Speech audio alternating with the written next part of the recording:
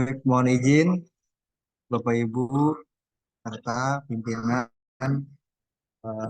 kita akan mulai kegiatan acara Zoom kali ini. Bismillahirrahmanirrahim. Assalamualaikum warahmatullahi wabarakatuh. Alhamdulillahirrahmanirrahim. Wa bihi nasta'in ala umuri dunya waddin wa ala alihi washabihi ajma'in amma ba'du. Eh, yang saya hormati pimpinan Bawaslu Kota Jakarta Pusat, Bapak Ketua Bawaslu, Bapak Kristinus Pangke. Kemudian hadir juga bersama kita Koordinator Divisi Penanganan Pelanggaran Bapak Dimas Yanto Putro. Lalu yang saya hormati Koordinator Divisi P2H Bapak Harman Muhdar dan Koordinator Divisi Hukum dan Penyelesaian Sengketa Bapak Wahidin.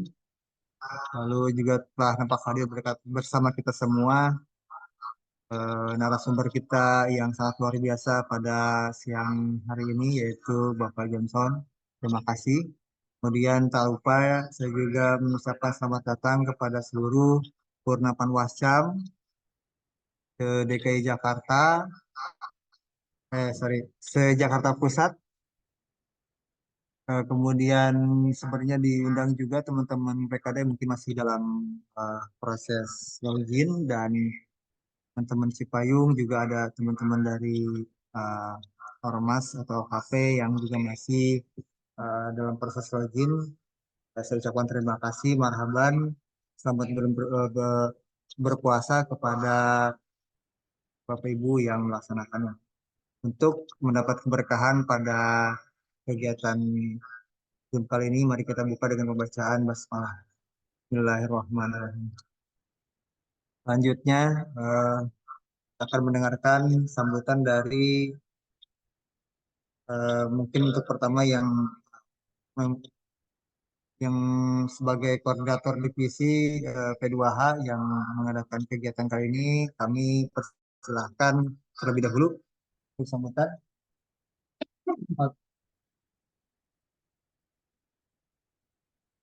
Baik,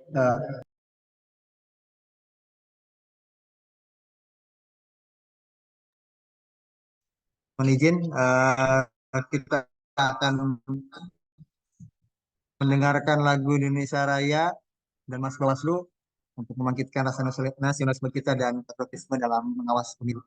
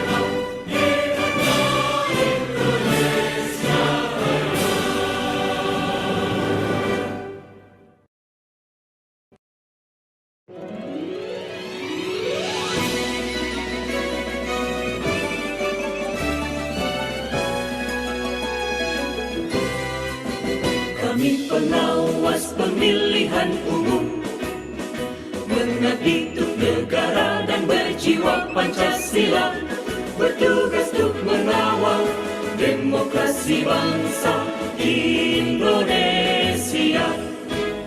Berdasar undang-undang kami pun berdiri, wujudkan harapan reformasi. Kobar semangat kami tak akan berhenti, ayo awasi. Jujur, adil, mandiri, berintegritas tinggi, menjaga hak pilih di seluruh negeri. Bersama rakyat, awasi pemilu, demokrasi maju. Pengawas pemilu, tonggak demokrasi bangsa. Bersama Badan Pengawas Pemilu, kita tegakkan keadilan pemilu. Pengawas pemilu, tonggak demokrasi bangsa.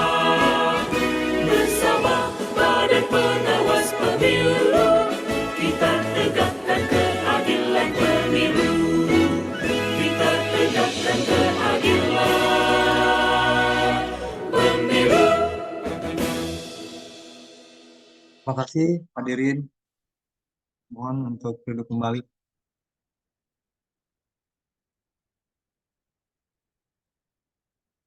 Selanjutnya sambutan dari Koordinator Divisi P2H kepada Bapak Halman Mudar, dipersilakan.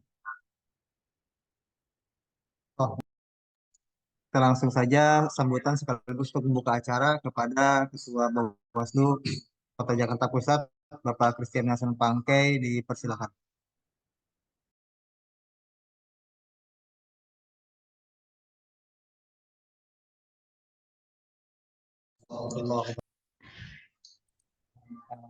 Yang terhormat Kodim P2H, Pak Kodim PP, Bang Dimas, narsum kita siang jelang sore hari ini, Bang Johnson, yang sudah hadir membersamai kita, juga Pak Kodim APS, Bang Wahidin, para staf sekretariat, Mas Fitra, dan juga Dasep, Jordi, dan teman-teman mahasiswa magang. Pertama-tama puji syukur pada Allah Subhanahu wa Ta'ala, Tuhan yang Maha Besar, karena siang jelang sore hari ini kita bisa berkumpul untuk mengadakan kegiatan ngabuburit pengawasan Bawaslu Jakarta Pusat. Adapun kegiatan ini adalah merupakan bentuk evaluasi dan refleksi kita di bulan penuh Ramadan ini. Kita teman-teman mengikuti ibadah puasa selama sebulan untuk menguji iman dan juga karakter kita sebagai pengawas pemilu di dalam rangka pelaksanaan evaluasi, khususnya di non-tahapan pemilihan legislatif, presiden, juga pemilihan kepala daerah, gubernur, dan wakil gubernur.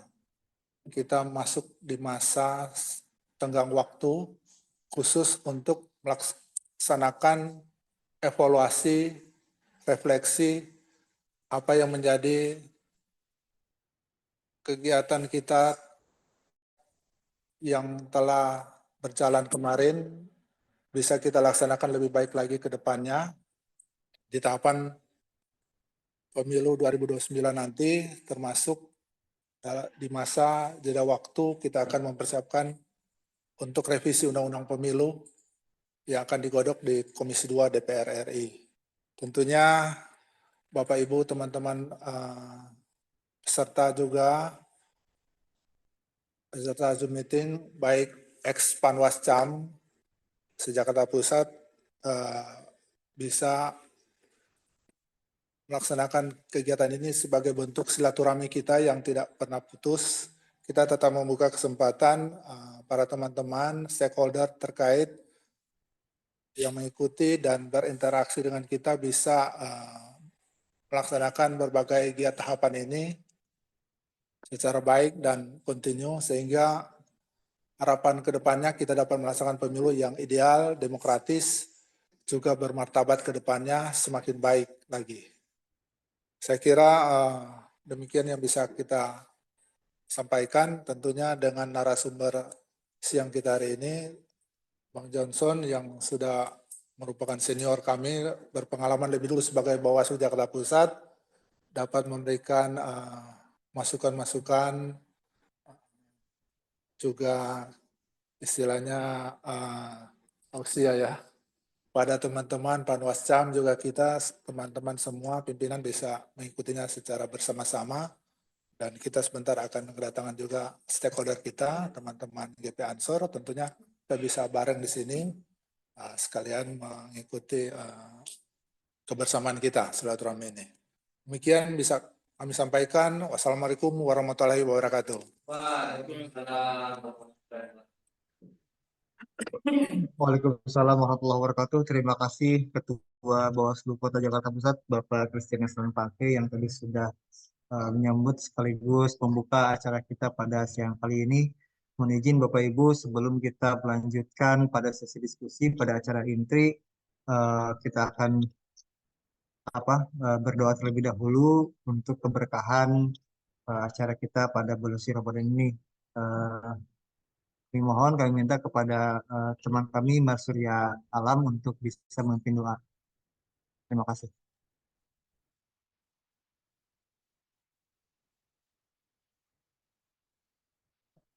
Assalamualaikum warahmatullahi wabarakatuh.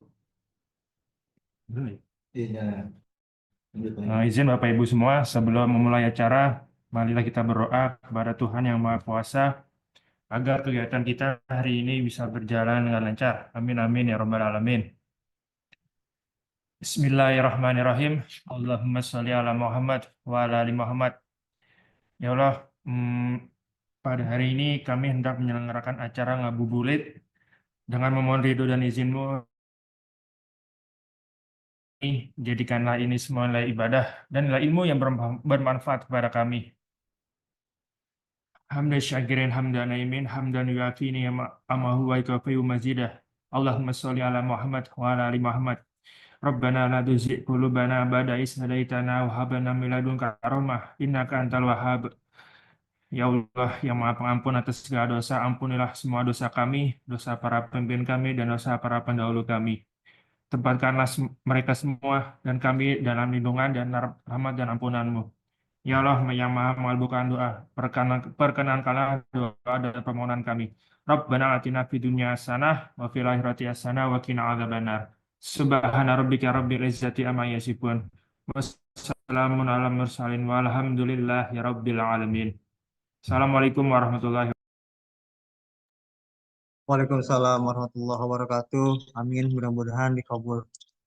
Demikian Bapak Ibu sekalian acara pembukaan pada kegiatan siang kali ini.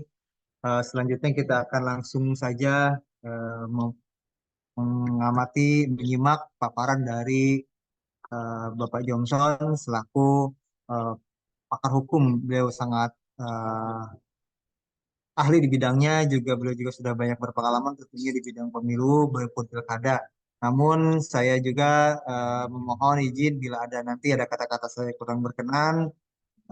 Yang akan memandu pada diskusi kali ini adalah teman saya yaitu Mas Fitra, yang tidak yang sudah pas. Bapak Ibu, baik, mohon izin. Terima kasih. Mohon maaf bila ada kata-kata yang kurang berkenan. Selanjutnya saya serahkan kepada Mas Fitra. Allahumma fiqh ila aqwamit thoriq. Assalamualaikum warahmatullahi wabarakatuh.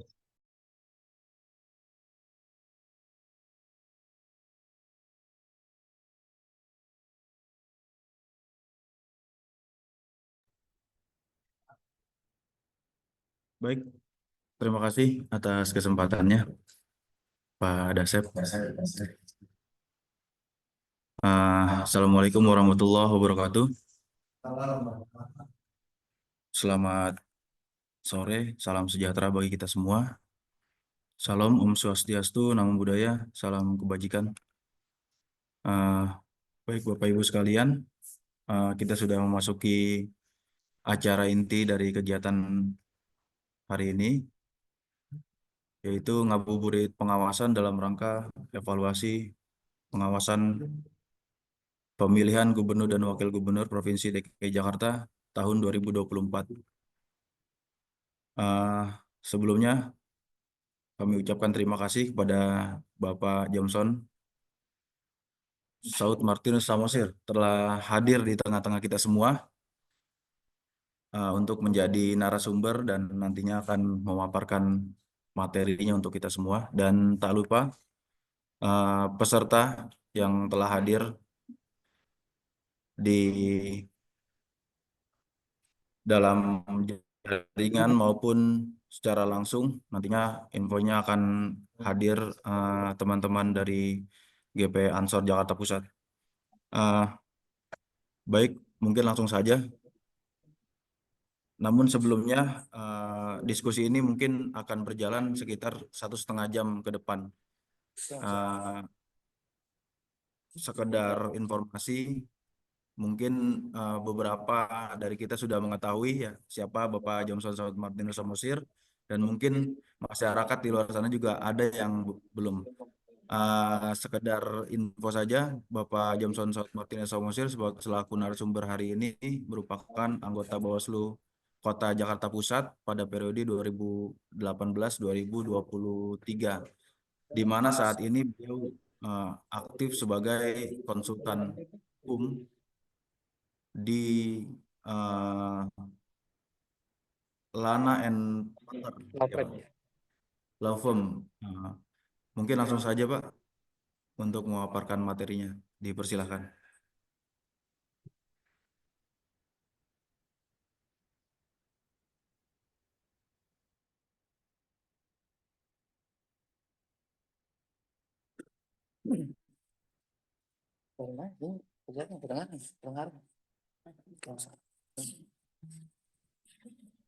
Cek cek cek 1 2 3 baba.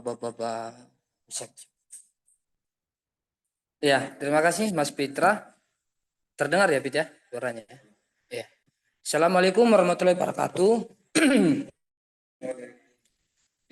Ya, selamat sore. Salam sejahtera untuk kita semua. Biasanya kalau menjelang buka puasa ini Mas Pitra ya, banyak godaan ya, tantangan ya. Mudah-mudahan kita bisa melewatinya karena ini bulan Ramadan ya.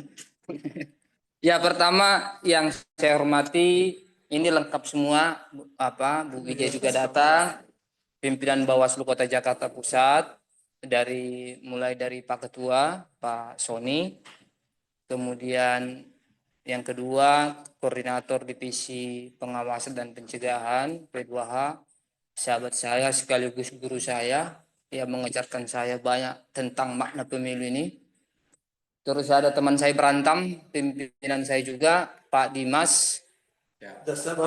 Jasnya, ya. Jasnya baru pinjam. Yang ketiga senior saya, Koordinator Divisi Hukum dan Sengketa, Pak Wahidin. Dan terakhir Ibu Cantik, Koordinator Divisi Sumber Daya Manusia dan Kelembagaan ya, organisasi Ibu Dia. Ya. Terima kasih untuk kesempatannya para pimpinan. Dan yang bisa ditampilkan nggak, izin Mas Pitra, biar kita bisa lihat pesertanya ya, biar kita sapa kan. Bisa terlihat nggak ya? Soalnya kita nggak kenal maka nggak sayang kan ini. Jadi kita kita sapa dulu satu persatu, ini kayaknya nggak asing lagi wajahnya, ini kayaknya pernah kita kenal juga ini rata-rata ini. Bisa digidein nggak Mas Pit?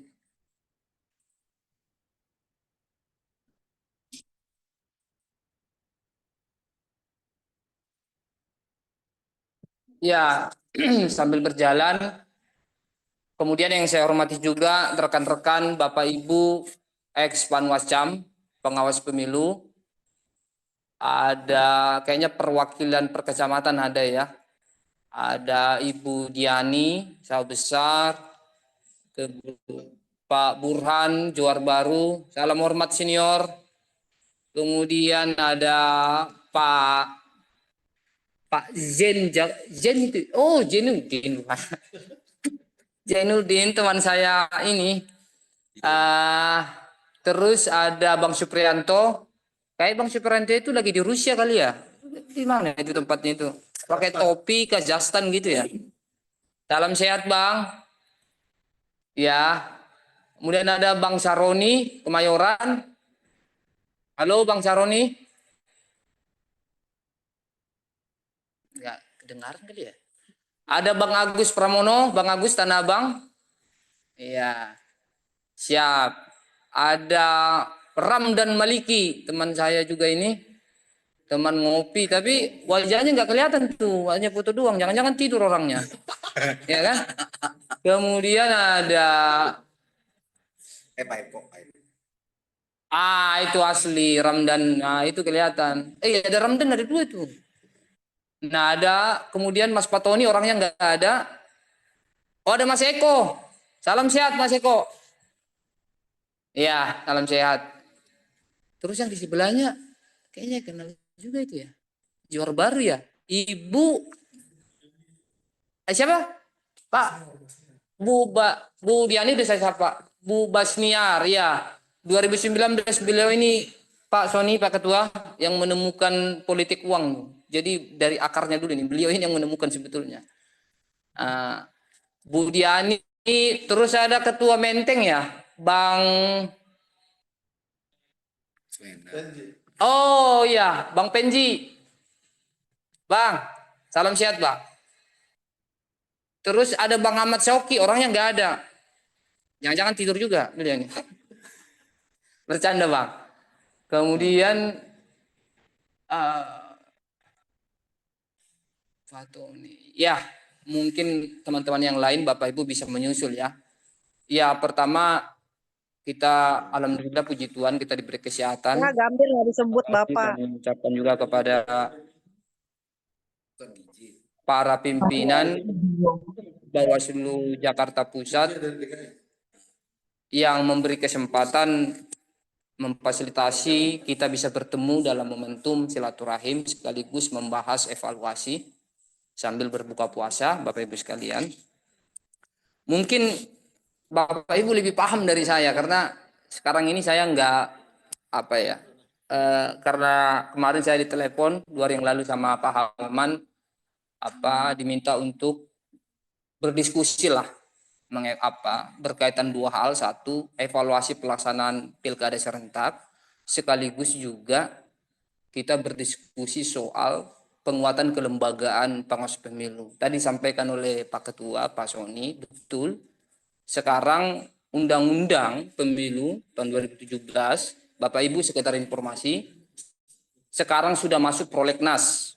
Salah satu pasal yang akan direvisi itu adalah Bapak Ibu sekalian terkait dengan status kelembagaan Bawaslu Kabupaten Kota.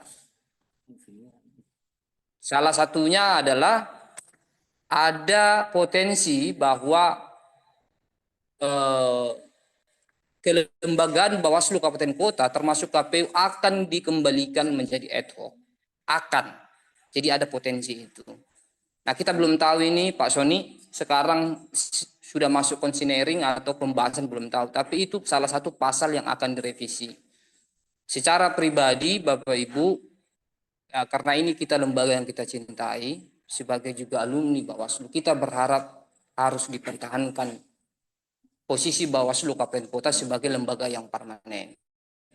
Namun demikian, nanti ada beberapa slide yang mungkin saya bisa beri masukan dan usulan bagaimana bisa Bawaslu Kabupaten Kota pada saat sekarang non tahapan bisa berinovasi dengan baik.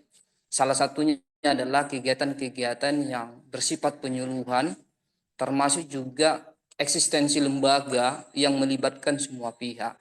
Jadi Bapak Ibu, ini menjadi harapan kita bersama. Semoga rekan-rekan di kecamatan juga bisa mendoakan dan mendukung kiranya Bawaslu Kabupaten Kota bisa tetap permanen. Kalau kemudian nanti dikembalikan dia ke ad hoc, maka kita mundur lagi. Ya menurut saya sebenarnya eksistensinya harus diperkuat, termasuk juga kewenangannya harus diperbanyak. Namun demikian memang mungkin bisa dibuka saja Mas Pit. Nanti teman-teman Bapak Ibu para senior bisa juga memberikan masukan atau mungkin saya ada kekeliruan dalam beberapa slide ini karena ini semalam jam 10 malam saya kerjain kurang lebih ada 2 jam lah.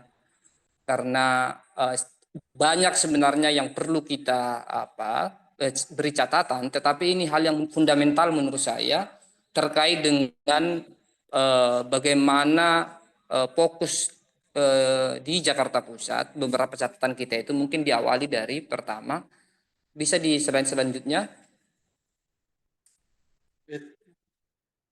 Slide selanjutnya bisa.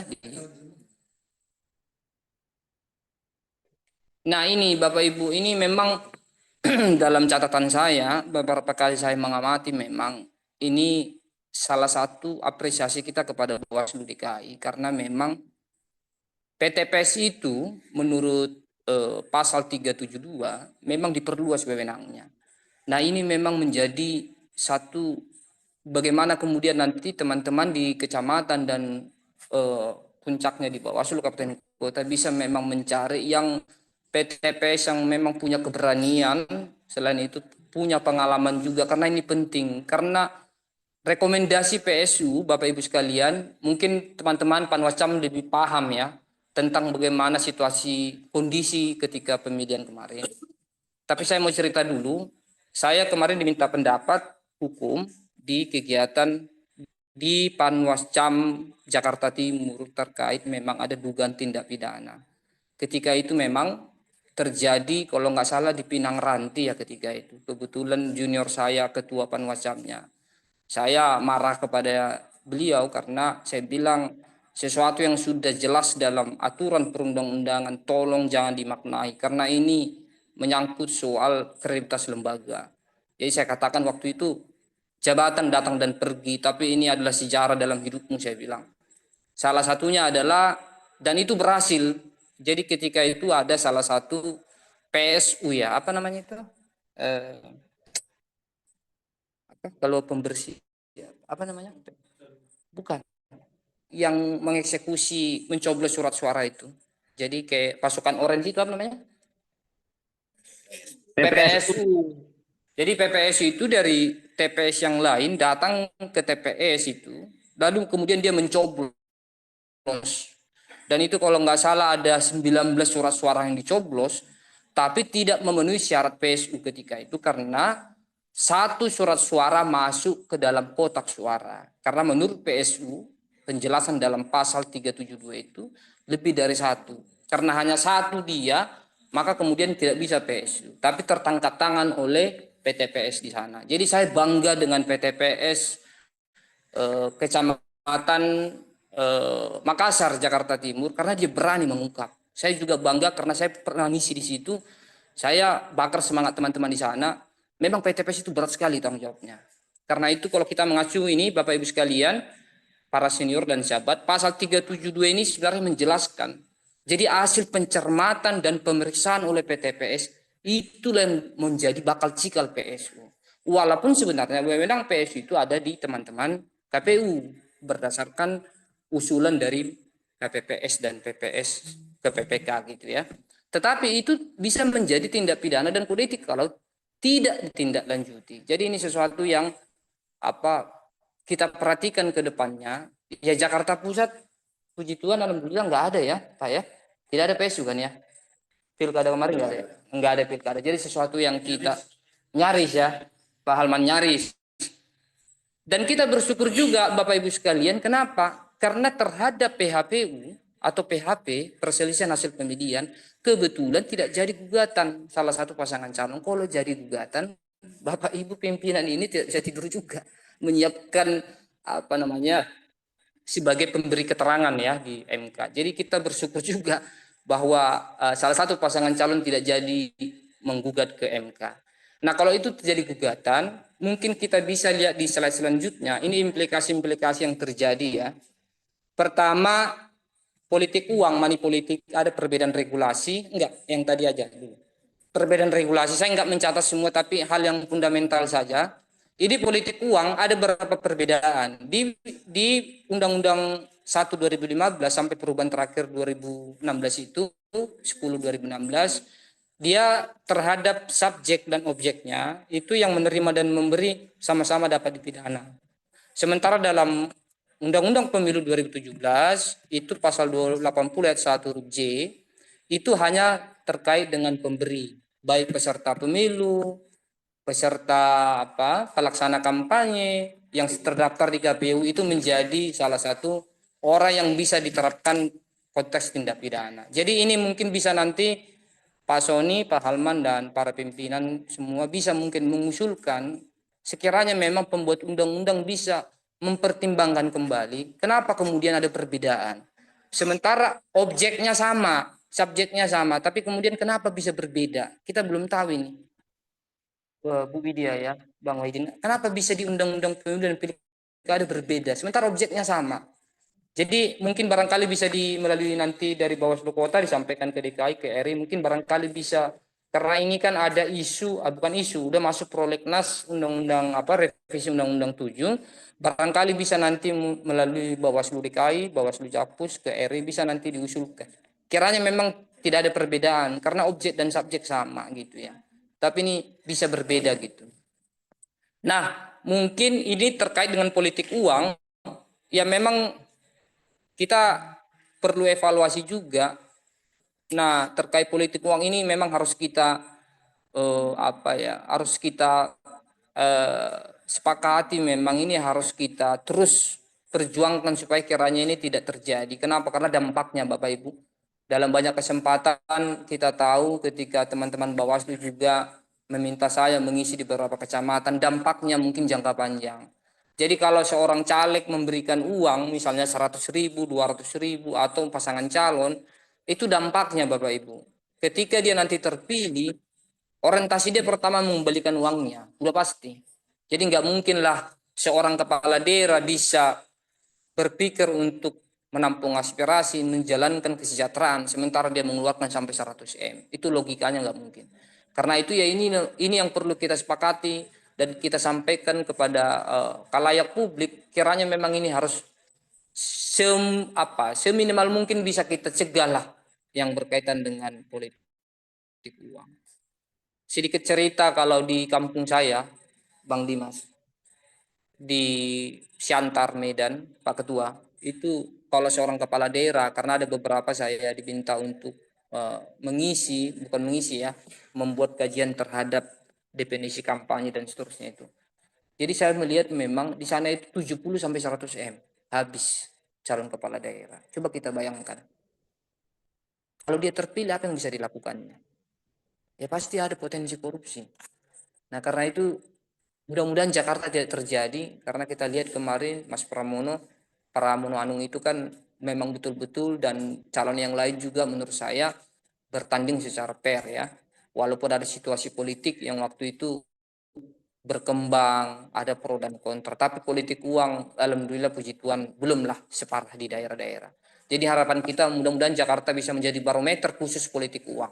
Kalaupun ada di beberapa tempat, ya kita cegah semaksimal mungkin supaya kiranya ini tidak terjadi. Kalaupun terjadi ya harus ditindak. Karena kalau tidak ditindak, fungsi penanganannya nggak berjalan. Mungkin Bung Dimas nanti itu kan. Gitu. Tapi yang dari definisi pencegahannya kita sudah maksimalkan melalui forum warga, forum RT dan seterusnya. Mungkin bisa dilanjutkan, ini dalam perbedaan regulasi ya, Bapak Ibu sekalian. Mungkin ini yang paling penting. Jadi kita flashback lagi nih. Kalau saya ada kekeliruan mohon luruskan para pimpinan.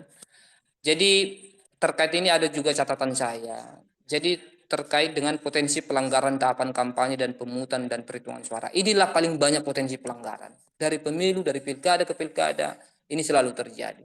Pertanyaannya, bagaimana kemudian kalau kita evaluasi pelaksanaan pemilihan 2024, ketika ini terjadi, apa kira-kira sikap yang bisa kita lakukan, konteks pencegahannya dan seterusnya. Nah, mudah-mudahan memang ke depan kita lebih peka lagi karena situasi ini terus berulang. Kita juga tidak tahu, nggak bisa menyalahkan siapapun. Tapi ada beberapa misalnya ini banyaknya pihak yang terlibat pada tahapan kampanye berpotensi terjadinya dugaan pelanggaran. Misalnya soal politik uang, pelibatan anak di bawah umur. Kalau nggak salah ini kemarin peristiwanya terjadi ya di Menteng ya. Saya kurang tahu tapi pernah saya baca berita soal itu. Saya nggak tahu apakah tindak lanjutnya diteruskan atau tidak. Tetapi memang pelibatan anak di bawah umur itu harus dimaknai memenuhi unsur. Misalnya memang ada mobilisasi sengaja mobilisasi untuk ikut mendukung. Nah, itu kan harus diukur dari unsur-unsurnya harus terpenuhi sehingga dia masuk ada dugaan tindak pidana. Nah, ini juga yang nggak kalah penting. Ini juga ada beberapa informasi dari media, saya kutip. Adanya juga penyuapan, itu kan kita tahu. Bapak Ibu, saya pernah juga panwascam, memang kita banyak godaan di lapangan. Jadi kalau misalnya pasangan calon, kampanye akbar, kampanye apalagi macam itu, kadang-kadang kan kita ditawarkan nih, udahlah Pak Panwas, nggak usah secara serius lah. Ini ada amplop uang duduk dan seterusnya. Ya, ini memang godaan bagi kita, apakah kita mau terima atau tidak. Karena memang kalau kita terima itu Bapak Ibu, itu akan mempengaruhi soal bagaimana profesionalitas kita di lapangan. Saya yakin memang pasti teman-teman waktu itu banyak godaan, banyak tantangan. Dan mudah-mudahan Bapak Ibu bisa cermatlah melihat karena ini adalah ini adalah amanah dari bangsa dan negara, karena itu ya kita jagalah secara baik. Lah kalaupun misalnya teman-teman misalnya di lapangan ketika itu ada godaan, ya minimal makanlah diminta, jangan sampai uang. Karena kalau uang kita nggak bisa ngapa-ngapain karena akan disandra oleh mereka yang menjadi objek pengawasan kita. Misalnya kalau kita dikasih amplop, udahlah Dimas sudah saya kasih tadi, ngomong apa lagi kan begitu. Jadi ini memang saya bisa memahami karena saya pernah di kecamatan. Bapak Ibu, kita tahu memang ini pengabdian kepada negara. Saya tahu juga dari sisi penghasilan memang kurang, tapi ini kan menjadi catatan sejarah dalam hidup bahwa Bapak Ibu menjadi tonggak demokrasi. Jadi memang tantangan terbesar kita adalah ini. Mudah-mudahan pimpinan kita di atas pengambil kebijakan bisa memperhatikan juga ke depannya soal bagaimana kesejahteraan Bapak Ibu di tingkat khususnya PTPS. Karena pasal 372 Undang-Undang itu menjelaskan memang bagaimana memang kewenangan PTPS sangat besar. Dia punya kewenangan melakukan pencermatan dan penelitian terhadap dugaan PSU itu. Nah, ini terjadi di Jakarta Timur. Nah, saya senang dengan teman-teman PTPS dia berani mengungkap itu. Dan satu lagi Bapak Ibu, memang mungkin pengalaman kita di lapangan, ya ketika kita memang sudah menjadi pengawas pemilu, ya memang mau tidak mau, suka tidak suka, kita harus melepaskan seluruh atribut organisasi kita. Tidak bisa. Karena itulah Bapak Ibu disumpah, atau kita disumpah sebagai pengawas pemilu. Kita tidak bisa mengamankan itu juga, bagaimana kita punya gerbong. Saya bisa memahami, tetapi jangan juga menghalalkan segala cara. Ini pesan-pesan mungkin untuk kita semua supaya kita bisa menjaga diri ke depannya. Mudah-mudahan ini kita doakan, mudah-mudahan Pak Halman untuk revisi undang-undang tidak jadi hidup Pak. Kan begitu. Kalau jadi hidup nanti Dimas lemas juga lah. Ya Bu Widya ya. Ya kembali lagi nanti kita mundur lagi, dan harapan kita dukung supaya Bawaslu Kabupaten Kota tetap bisa permanen per 5 tahun, tetapi memang harus kita perkuat, harus kita dukung dari sisi eksistensi dan kewenangan yang dimiliki oleh Bawaslu Kabupaten Kota.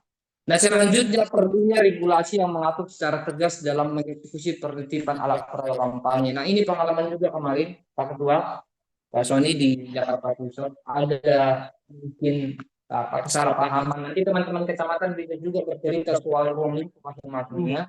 Tetapi ada mungkin rasa segan atau saling menjaga gitu ya. Sebenarnya perlu regulasi yang mengatur siapa yang berwenang dalam mengeksekusi alat peraga kampanye. Saya berpendapat Bapak Ibu sekalian, pengawas pemilu tidak berwenang untuk mengeksekusi alat peraga. Bapak Ibu hanya berwenang untuk merekomendasi bila mana ada dugaan pelanggaran alat peraga kampanye. Tetapi untuk menertibkan Saya berpendapat dan saya baca, coba baca tidak ada satupun pasal yang menyatakan bahwa proses pemilu boleh melakukan eksekusi terhadap pelanggaran APK. Nah ini kita hati-hati, jangan karena niat baik kita baik, tetapi prosesnya salah. Karena ini ada juga potensi di KPP. Kalau ada kemarin Bapak Ibu yang mencoba membantu Satpol PP, ya nggak apa-apa. Tapi ke depan kita hati-hati supaya ini tidak terjadi lagi. Kita pengawas pemilu tidak berwenang mengeksekusi alat kampanye. Kita hanya berwenang merekomendasi terjadinya dugaan pelanggaran, merekomendasi pencegahan dan seterusnya. Nah, ini menjadi catatan kita juga pada teman-teman. Tapi saya memang setuju dengan Pak Sony, memang APK ini menurut saya relevansinya kurang terhadap proses tahapan kampanye. Kalau saya berpendapat kemarin, saya mengatakan memang dalam tahapan kampanye kalau nggak salah itu kan Pak Ketua ada 11 atau 12 tahapan kampanye itu. Kalau bisa dikurangi tapi diperbanyak volume debat itu. Karena itu kan soal visi dan misi, itu menyangkut pemilih bisa mempengaruhi bagaimana dia memilih pemimpinnya. Tetapi memang alat peraga ini dari tata kota juga tidak berdampak menurut saya. Mungkin bisa disampaikan juga nanti ke pimpinan apakah ada relevansinya alat peraga kampanye. Atau mungkin kampanye tatap muka, metode tatap muka diperbanyak volumenya karena itu penting juga supaya meyakinkan pemilih. Nah ini menjadi catatan juga ya. Kemudian ini juga nggak kalah penting Bapak Ibu, ini menjadi sorotan publik ketika itu khususnya di Jakarta Pusat. Saya belum tahu juga mungkin mana Dinas ya. Ada nggak laporan terkait soal partisipasi pemilih ini menjadi heboh ketika itu. Pendistribusian pemberitahuan pemilihan ke-6 yang kita kenal oleh PPS melalui TPS harus menjadi perhatian pengawas pemilu. Hal ini akan berdampak terhadap partisipasi pemilih, juga berdampak terhadap potensi PSU. Mungkin dilanjutkan. Ini korelasinya Bapak Ibu ya. Bisa dilanjut? Dilanjut. Ini dia korelasinya di sini. Nah, mungkin kalau kita mengacu data yang saya ambil dari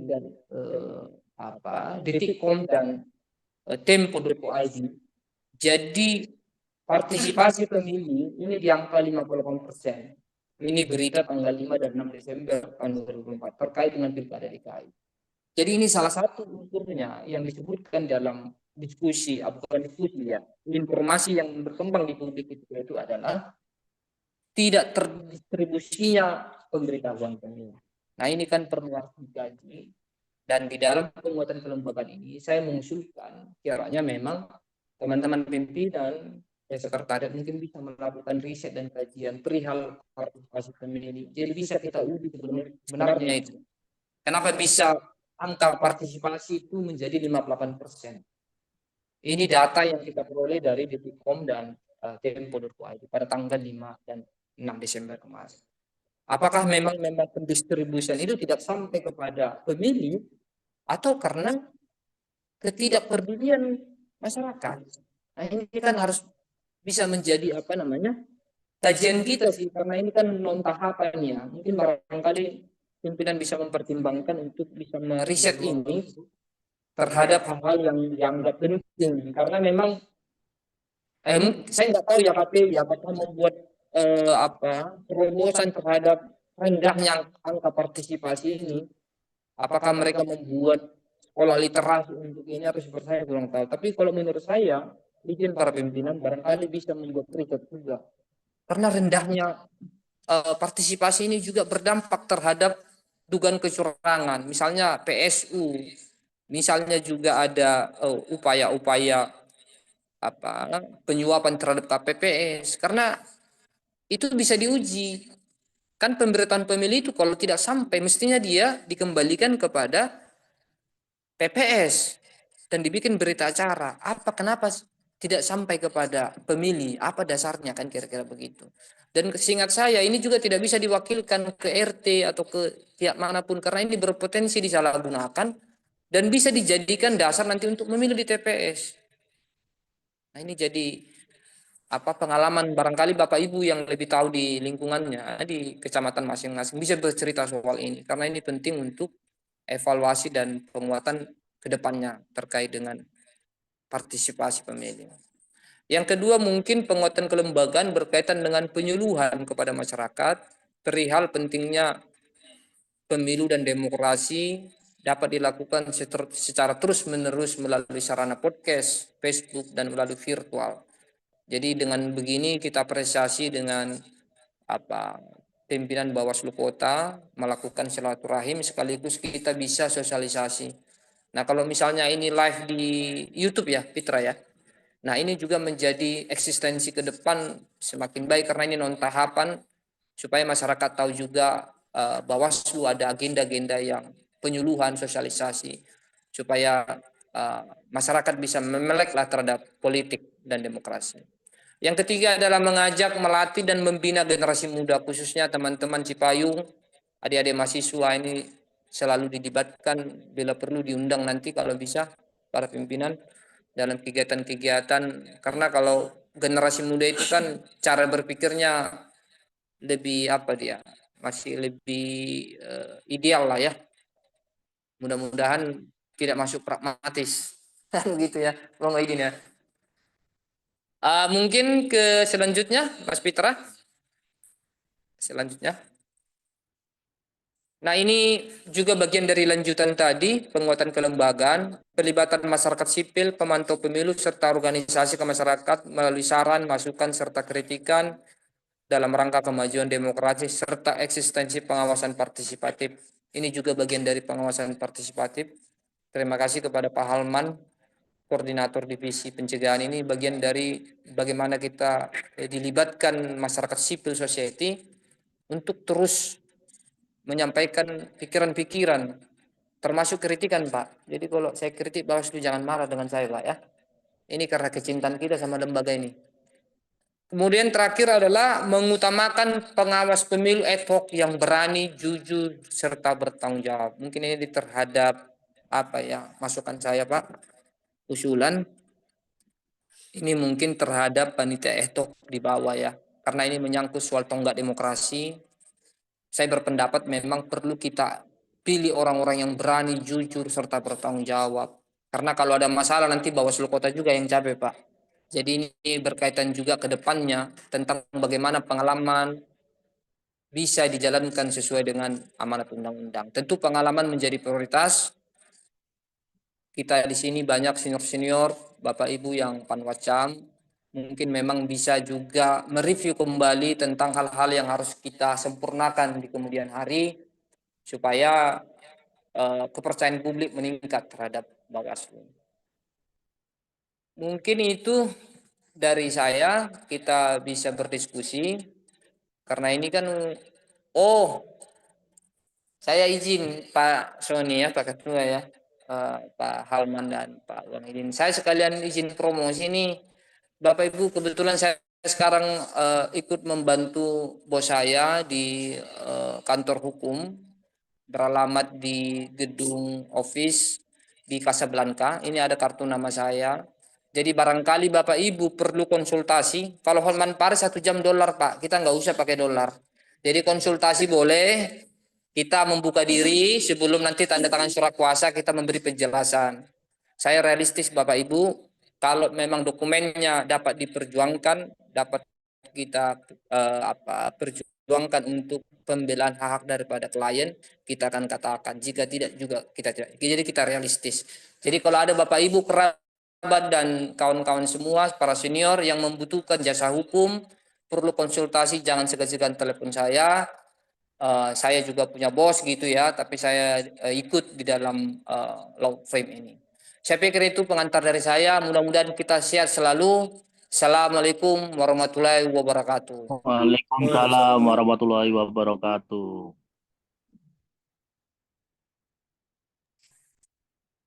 Ya, baik, terima kasih Pak Johnson atas pemaparan materinya. Tadi ada yang kurang tuh Pak, law firm-nya itu. Kantornya di mana itu Pak? Ada itu. Oh ada ya, ada tertera di materinya ya Pak.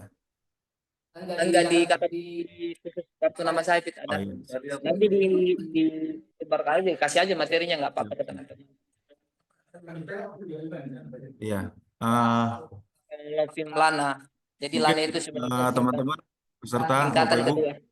ada yang ingin menyampaikan tanggapan ataupun pertanyaan?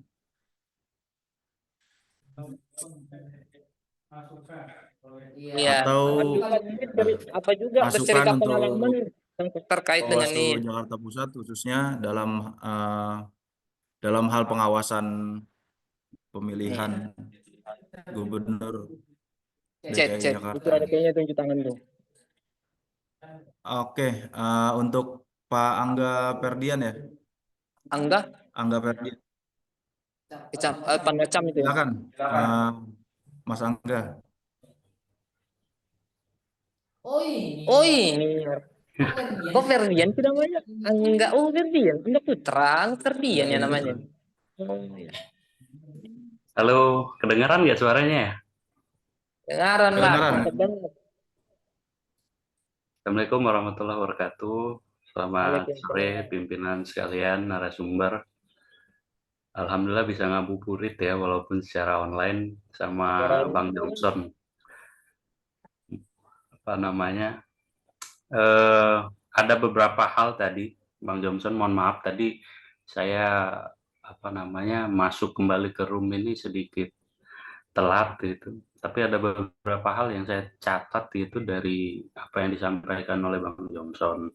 Dan mungkin ya, kalau kita sebagai alumni ini boleh berkomentar, izin para pimpinan. Jadi tadi ini ada yang disampaikan oleh Bang Johnson, fenomena di lapangan bahwa ada katakanlah kompromi lah ya antara pengawas yang ada di lapangan dengan para peserta itu. Saya pikir begini, Bang Johnson, kalau misalkan ada katakanlah peserta atau siapapun yang terlibat dalam proses kampanye itu berbicara demikian itu, ya salah sendiri gitu loh. Kompromi itu ada karena ada masalah. Coba kalau Anda tidak bermasalah, kompromi itu nggak bakalan ada muncul gitu. Dan siapapun yang berkompromi itu, baik yang memberi atau yang menerima, itu ya tetap salah, itu saja. Ini kan kalau Bang Johnson bilang tadi misalkan kalau sekedar makan minum kan seperti itu kan itu hal yang wajar misalkan gitu. Nah ini kan sampai kemudian dibunyikan terus sampai sekarang ini kan berarti kan ada keberatan dari orang tersebut. Dan itu saya pikir mungkin tidak hanya sebatas uang transport itu Bang Johnson. Sampai kemudian orang itu teriak itu pasti lebih dari transport pastinya. Nah sekali lagi itu kompromi itu muncul pasti karena ada masalah. Nah, masalah itu bukan hanya dari satu pihak saja, tapi dari yang ngawasin dan yang diawasin itu loh. Menurut saya pimpinan. Itu terkait itu, kemudian terkait dengan alat peraga kampanye gitu. Nah, ini mungkin kita akan lebih bebas gini pimpinan Bang Johnson untuk berbicara karena memang kita sekarang bukan lagi pengawas gitu ya. Gak apa-apa. Kita cinta lembaga ini nggak apa-apa. Terkait alat peraga kampanye itu gitu. Misalkan Bang Johnson tadi sampaikan pengawas itu enggak usahlah repot-repot untuk menertibkan alat peraga kampanye. Tapi saya sedikit berbeda Bang Johnson. Menurut saya itu pengawas itu lebih baik diberikan kewenangan untuk menertibkan itu sehingga terpotong itu proses yang sedemikian panjang itu. Kalau selama ini kan kita harus dihadapkan dengan proses penerjemahan apa itu APK, apa itu alat peraga sementara gitu. Banyak macamnya itu Bang. Padahal Abang paham sendirilah. Abang jauh lebih paham bahwa dalam aturan kita itu hanya ada alat peraga kampanye. Tidak dikenal istilah selain alat peraga kampanye itu tidak ada istilah itu. Hanya ada satu istilah. Kemudian kita itu, sorry ini live ke YouTube atau gimana? Kalau ini internal kita Nggak apa-apa kan milik publik Bawaslu. Nggak apa-apa. Jadi maksudku begitu. Jadi kita itu terhadap aturan yang sebenarnya itu sudah sangat jelas gitu. Internal kita sendiri, Badan Pengawas Pemilu itu menafsirkannya macam-macam gitu loh. Tidak, maksud saya itu tidak hanya di level kota gitu ya, tapi dari atas itu kan udah macam-macam gitu loh. Mohon maaf itu. Divisi A misalkan menerjemahkan aturan itu dengan terjemahannya, divisi B kemudian menerjemahkannya berbeda lagi. Berbeda ini walaupun hanya selisih penerjemahan 1-2 kata saja gitu. Sehingga mohon maaf pimpinan, ini kenapa kita misalkan perlu sampaikan efeknya terhadap pengawas yang ada di lapangan, pengawas ad hoc yang bersentuhan langsung dengan proses kampanye itu pimpinan. Nah, artinya apa? Muaranya itu adalah tingkat kepercayaan masyarakat terhadap pengawas pemilu itu pimpinan. Nah, kemudian juga mohon maaf ini pimpinan, ini ada 3 poin yang saya catat ini. Ini kemudian yang ketiga itu partisipasi. Partisipasi pemilihan ini kan diterjemahkan sama dengan legitimasi penyelenggaraan pemilu itu. Dan saya pikir itu keliru pimpinan, kalau menurut perspektif saya, Bang Johnson. Jadi kita itu tidak ada urusan dengan berapa banyak tingkat partisipasi masyarakat. Masyarakat itu punya hak untuk memilih dan tidak memilih. Karena di negara kita memilih itu hak. Jadi mereka boleh tidak milih. Katakanlah partisipasi masyarakat itu hanya di angka 30% saja, apa masalahnya? Yang penting itu menurut saya adalah legitimasi, membangun legitimasi orang dalam pemilu ini gitu. Pengawasnya berintegritas, penyelenggara yang lain berintegritas, pesertanya berintegritas, itu jauh lebih penting daripada hanya kita mementingkan angka, seberapa jauh angka partisipasi masyarakat itu. Menurutku begitu. Dan kemudian pimpinan, ini kalau perlu misalkan ya sama seperti harapan Bang Johnson tadi, kalau misalkan bisa disonding sampai ke atas, sampai ke pemangku kepentingan pembuat kebijakan begitu. Menurutku di tingkat ad hoc di bawah itu jangan terlalu dibebani oleh kegiatan-kegiatan ke depan. Karena fokus pengawasan itu akan menjadi kurang maksimal saat misalkan kita yang ada di tingkat bawah di ad hoc itu disibukkan dengan kegiatan-kegiatan di luar konteks bukan di luar konteks pengawasan, maksudnya yang bukan real pengawasan gitu. Kalaupun misalkan kita ingin mengapresiasi gitu, memfasilitasi teman-teman yang ada di ad hoc, ya doublekan saja gajinya gitu. Nggak usah di double-doublekan kegiatannya. Kegiatan itu menurutku, contoh misalkan kita berapa kali bikin talent hunting, forum warga dan lain sebagainya, itu lebih cocok menurutku itu dikelola di tingkat kota. Nah, teman-teman pengawas, bayangin itu Bang Johnson, kami kemarin itu dengan waktu kampanye sesempit itu harus menyelesaikan beberapa kegiatan gitu. Dan saya hitung-hitung itu tidak kurang dari 15 kegiatan ya. Sedangkan itu dilaksanakan di masa kampanye coba. Menurut saya itu mengganggu proses pengawasan. Nah, lebih baik kalaupun anggaran-anggaran seperti itu, ini kan efisiensi nih. Anggaran-anggaran seperti itu ya sudah didobelkan saja gitu loh. Karena memang harus ada penyesuaian dong terhadap honor pengawas kecamatan dan pengawas kelurahan. Dan kota juga dengar-dengar ini udah berapa tahun ini stagnan ini. Dan semoga kita pada akhirnya saya ingin berdoa di dalam bulan yang baik ini, semoga Bawaslu Kabupaten Kota tetap dengan statusnya, tidak kemudian tidak kemudian dalam proses revisi ini dirubah menjadi badan ad hoc. Dan semoga juga karena uang kehormatan bagi komisioner kita ini sudah stagnan sekian tahun, harapannya memang juga perlu penyesuaian dan juga nanti efeknya semoga untuk pengawas ad hoc untuk kegiatan-kegiatan selanjutnya juga akan disesuaikan begitu. Ya, ada penyesuaian juga. Ya. Gitu Bang Johnson, mohon maaf ini.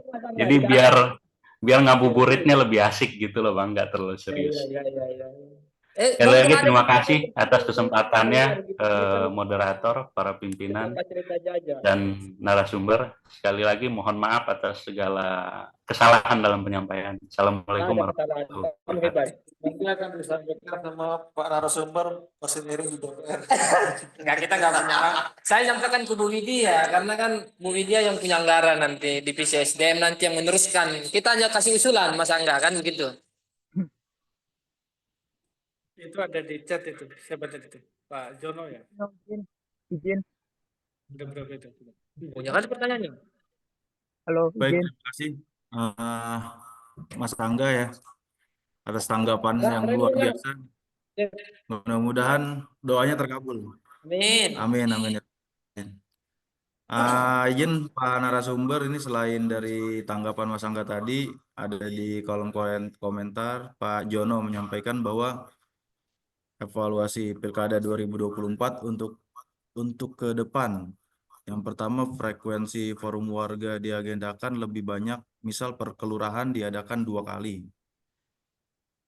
Kemudian jumlah anggota TPS dari 1 orang menjadi 2 orang.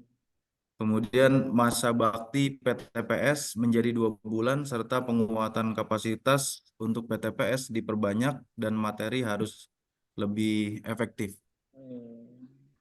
Mungkin itu Pak narasumber, mungkin bisa langsung ditanggapi. Nanti para pimpinan menyempurnakan ya. Oke, baik. Tapi Pak Jono itu kenapa nggak langsung lewat ini ya? Bicara dia ya? Kenapa catat begitu ya? Mungkin kan karena ini momentum silaturahim kan bisa langsung ini ya. Malas kali dia ya. Ya baik, terima kasih. Pak Jono, terima kasih Pak Jono sudah memberikan gagasan, masukan gitu ya. Pertama soal jumlah per TPS itu harus direvisi undang-undangnya Pak Jono, karena undang-undangnya menyebutkan PTPS itu pengawasnya hanya 1.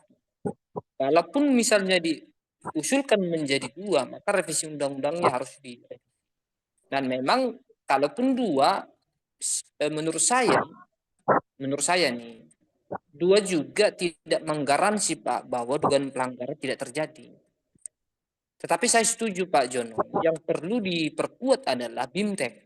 Saya setuju, makanya saya katakan tadi dalam pengantar diskusi saya bangga sekali di Kecamatan Makassar. Jadi Kecamatan Makassar itu PTPS yang menemukan Pak, ada 19 surat suara yang dicoblos oleh oknum tertentu, katakan PPSU ketika itu. Tetapi masalahnya kenapa enggak PSU? Karena menurut pasal 372 lebih dari 1. Jadi 19 surat-suara itu dicoblos oleh PPSU, kemudian tertangkap dan itu diinterogasi. Tetapi 1 surat suara sudah sampai ke kotak suara. PSU terjadi ketika suara itu masuk ke dalam. Begitu penjelasan PKP. Itu fungsinya karena ada kita ikut BIMTEK, kita bakar semangatnya, kita ya memang harus berani, karena saya katakan tadi pasal 372 PTPS berwenang melakukan pencermatan dan pemeriksaan terhadap dugaan PSU. Salah satunya apa? KPPS tidak menandatangani surat suara misalnya, KPPS mencoblos surat suara misalnya, atau orang yang tidak memenuhi syarat dipersilakan untuk memilih. Ini kan semua kategori PSU. Nah, kalau PTPS berani mengungkap itu, sesuatu yang harus kita apresiasi. Mestinya dikasih penghormatan oleh Bawaslu Kota misalnya. Dia berani mengungkap. Dan satu lagi, catatan buat kita, biar kita semua semangat Bapak Ibu. Kalau terjadi PSU, Bapak Ibu jangan khawatir. Jangan beban itu kemudian dibawakan ke Pak Bawaslu. Kita larang. Nggak boleh. PSU itu perintah undang-undang. Gitu loh. Karena informasi yang beredar ketika PSU, Bawaslu disudutkan. Saya bela Bawaslu dalam hal itu. Ini sebagai evaluasi dan diskusi. Kalau PSU terjadi, kita diskusi siapa kira-kira yang salah. Yang salah adalah semua yang punya kepentingan di situ. Ada KPPS yang punya kebijakan, ada PTPS sebagai pengawas. Terjadi PSU, kekeliruan bersama. Terus kenapa dibebankan ketika PSU ini salah Bawaslu? Kenapa Bawaslu merekomendasi? Enggak. Justru Bawaslu keliru kalau nggak merekomendasi PSU. Karena itu perintah undang-undang. Bawaslu kan memastikan keadilan pemilu. Bawaslu memastikan prosedur berjalan dengan baik. Lah maksudnya ini juga menguatkan teman-teman. Kalau ada misalnya dari pemerintah daerah, katakan saja. Misalnya ada oknum, katakan di pejabat-pejabat daerah, misalnya wali kota atau apa, menyalahkan PSU, Panwascam itu. Jangan. Kita luruskan itu. Nggak boleh. Ini kita pelaksanaan undang-undang loh. Ini kekeliruan bersama. Kenapa beban itu disalahkan Bawaslu? Dalam hal itu saya bela Bawaslu. Nggak bisa. Justru kalau nggak kita rekomendasi, wah seumur hidup kita cacat Pak. Jelas-jelas ada pelanggaran PSU, kita diamkan. Bawaslu hadir untuk memastikan keadilan pemilu. Bawaslu hadir untuk memastikan proses jujur dan adil. Lah kita diamkan sesuatu yang nggak benar. Jadi begitu, jangan ragu Bapak Ibu. Saya bisa memahami kejadian di Menteng itu Bu Luna. Saya dukung Bu Luna. Nggak usah, kalau itu kita bantu Bu Luna. Karena sesuatu yang nggak benar harus kita perjuangkan. Itulah fungsi Bawaslu salah satunya. Gitu. Nah, mungkin selanjutnya soal itu PTPS Pak ya. Mungkin satu udah cukup Pak. Yang penting kita bina secara baik, kita bekali secara baik, dan memang harus berani. Kalau nggak berani percuma Pak. Sepintar apapun orang, kalau dia tidak berani, nggak ada gunanya juga. Berani dimaksud adalah bukan semena-mena ya, berani menjalankan sesuai dengan tugas BUMN dan kewajiban. Jadi itu. Tetapi memang harus kita dahului dengan konteks pencegahan secara masif. Nah kemudian ketika pencegahan tidak bisa lagi, maka pilihan terakhir adalah penindakan. Karena berat Bu dia memang PTPS itu Bu. Karena dia punya wewenang untuk melakukan pemeriksaan dan pencermatan terhadap PSU. Jadi memang kalau kita nggak bekali secara baik, memang ya dugaan kecurangan itu banyak terjadi di TPS. Kira-kira gitu ya Pak Jono ya. Mungkin itu dari saya. Dan terakhir sebelum kepimpinan mungkin soal apa, saya sedikit respon soal Mas Angga tadi ya. Bisa ya Fit ya? Mas Angga, makasih ya Mas Angga ya. Kamu kayaknya makin tajam aja Mas Angga ya. Iya Mas Angga itu saya setuju, tetapi memang soal APK itu penting. Kenapa saya katakan tadi soal eksekusi? Kalau yang saya temukan di dalam peraturan Bawaslu dan undang-undang, fungsi pertama Bawaslu itu kan mengawasi seluruh tahapan, Pak. Mas Angga. Jadi tahapan yang diawasi, mulai dari tahapan ada 11 atau 12 ya. Jadi tahapan yang diawasi berjalan dengan baik. Nah, terhadap eksekusi APK memang ini menjadi diskursus ya nanti ke depan. Mungkin nanti para pimpinan Pak Halman dan yang lain mungkin bisa memberikan masukan ya memang karena ada kesalahpahaman ketika itu misalnya teman-teman Satpol misalnya mereka merasa bahwa itu tidak berwenang mereka, kemudian Panwas merasa segan karena nggak ada penegasan soal apakah Bawaslu atau pengawas pemilu boleh menertibkan APK. Saya berpendapat tetap konsisten nggak bahwa pengawas pemilu tidak berwenang menertibkan APK. Pengawas pemilu berwenang untuk merekomendasikan dugaan pelanggaran. Karena kalau itu nanti dilakukan oleh pengawas pemilu, tambah kerjaan kita Mas Angga. Begitu banyak yang kita awasi, kita menertibkan APK yang begitu banyak sekali. Keterbatasan SDM kita di jajaran bawah juga sedikit gitu ya. Tetapi enggak untuk yang lain saya setuju enggak penguatan-penguatan dari Mas Angga tadi soal ya misalnya bagaimana kemudian pengawas yang tugasnya cukup berat menjelang hari pemungutan suara kampanye memang perlu dipertimbangkan lagi, dievaluasi lagi Bu Widya ya. Memang soal materi-materi apa kegiatan-kegiatan itu memang perlu nanti kota lah yang merumuskan. Saya kurang paham juga ya bentuk anggarannya seperti apa. Tapi memang itu diperhadapkan pada situasi yang di satu sisi kampanye, pengawasan di sisi lain juga harus. Dan ini memang bukan terjadi enggak kali ini, di zaman kami juga begitu. Memang sesuatu yang perlu dipikirkan oleh pimpinan di atas, bagaimana memanajemen situasi ini supaya tidak di satu sisi anggaran bisa berjalan dengan baik, di sisi lain pengawasan berjalan dengan efektif gitu. Barangkali ini menjadi diskursus ya Mas Angga ya. Saya setuju supaya tidak ada tumpang tindih antara tugas pokok dengan pelaksanaan sosialisasi dan anggaran itu. Yang itu saya setuju lah Mas Angga ya. Mungkin yang lain nanti pimpinan bisa menambahkan. Saya pikir itu dari saya Mas Fitra. Kalau ada satu lagi nggak apa-apa, nanti pimpinan dari tiga menyempurnakan. Satu lagi lah, buka satu lagi nanti Pak Halman Izin. Abang lagi nanti. Ya, terima kasih Pak Johnson. Mungkin Pak Eko ya tadi tuh. Iya. Silakan Pak Eko. Eko ya. Baik. Assalamualaikum warahmatullahi wabarakatuh. Halo, jelas? Ya, ya. Masuk Pak Eko. Pak Eko. Masih Pak Eko. Ini Terima tajam kasih. juga ini Pak Eko ini. Ya, terima kasih atas waktunya pada pimpinan Bawaslu Kota Jakarta Pusat, pada narasumber. Apa kabar semuanya? Mudah-mudahan.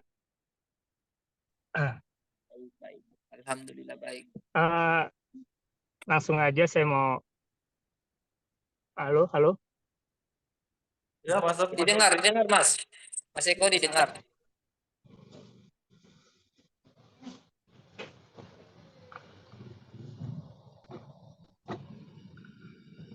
Halo. Halo Pak Eko. Ya. Monggo ya. Didengar kok, ngomong kok. Halo.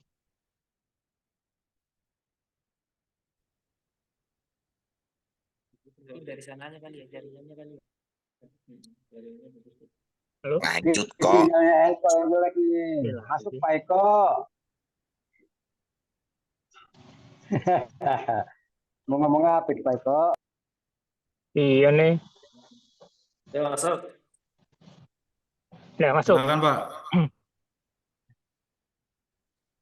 Tadi saya sebenarnya ada juga mau ngomong yang apa yang udah mau disampaikan, sudah disampaikan sama Bang Angga itu sebelumnya. Penyampaian dari Bang Johnson tuh benar juga, banyak permasalahan di lapangan, khususnya yang perlu ditekankan dari pengalaman kemarin itu masalah penertiban APK. Tadi dari penyampaian Bang Johnson tentang perlunya regulasi yang mengatur secara tegas dalam mengeksekusi penertiban APK sehingga tidak ada miskom.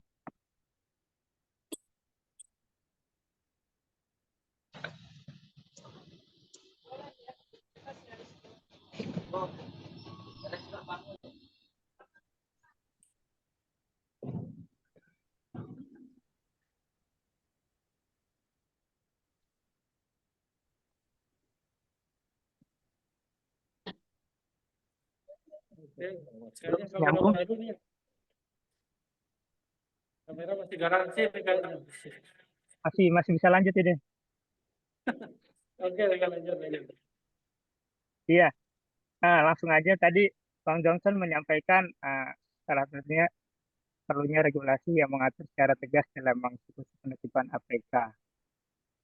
Memang dilihat dari pengamatan kami sebagai masyarakat selama pilkada kemarin itu tidak ada tindakan penertiban APK di lapangan. Halo? Iya. Halo?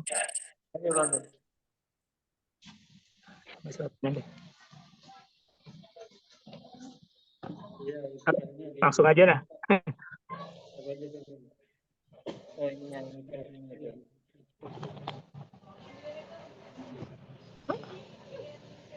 Halo, masih bisa? Masih. Aman Ya. Mas Eko, lanjut. Iya, ininya masalah nih. Iya tadi perlunya regulasi yang mengatur secara tegas dalam mengeksekusi penertiban APK. Itu betul kata Bang Johnson. Karena yang saya lihat sepanjang pilkada kemarin, khususnya di wilayah Tanah Abang, mohon maaf, tidak ada tindakan untuk penertiban APK di lapangan. Gitu.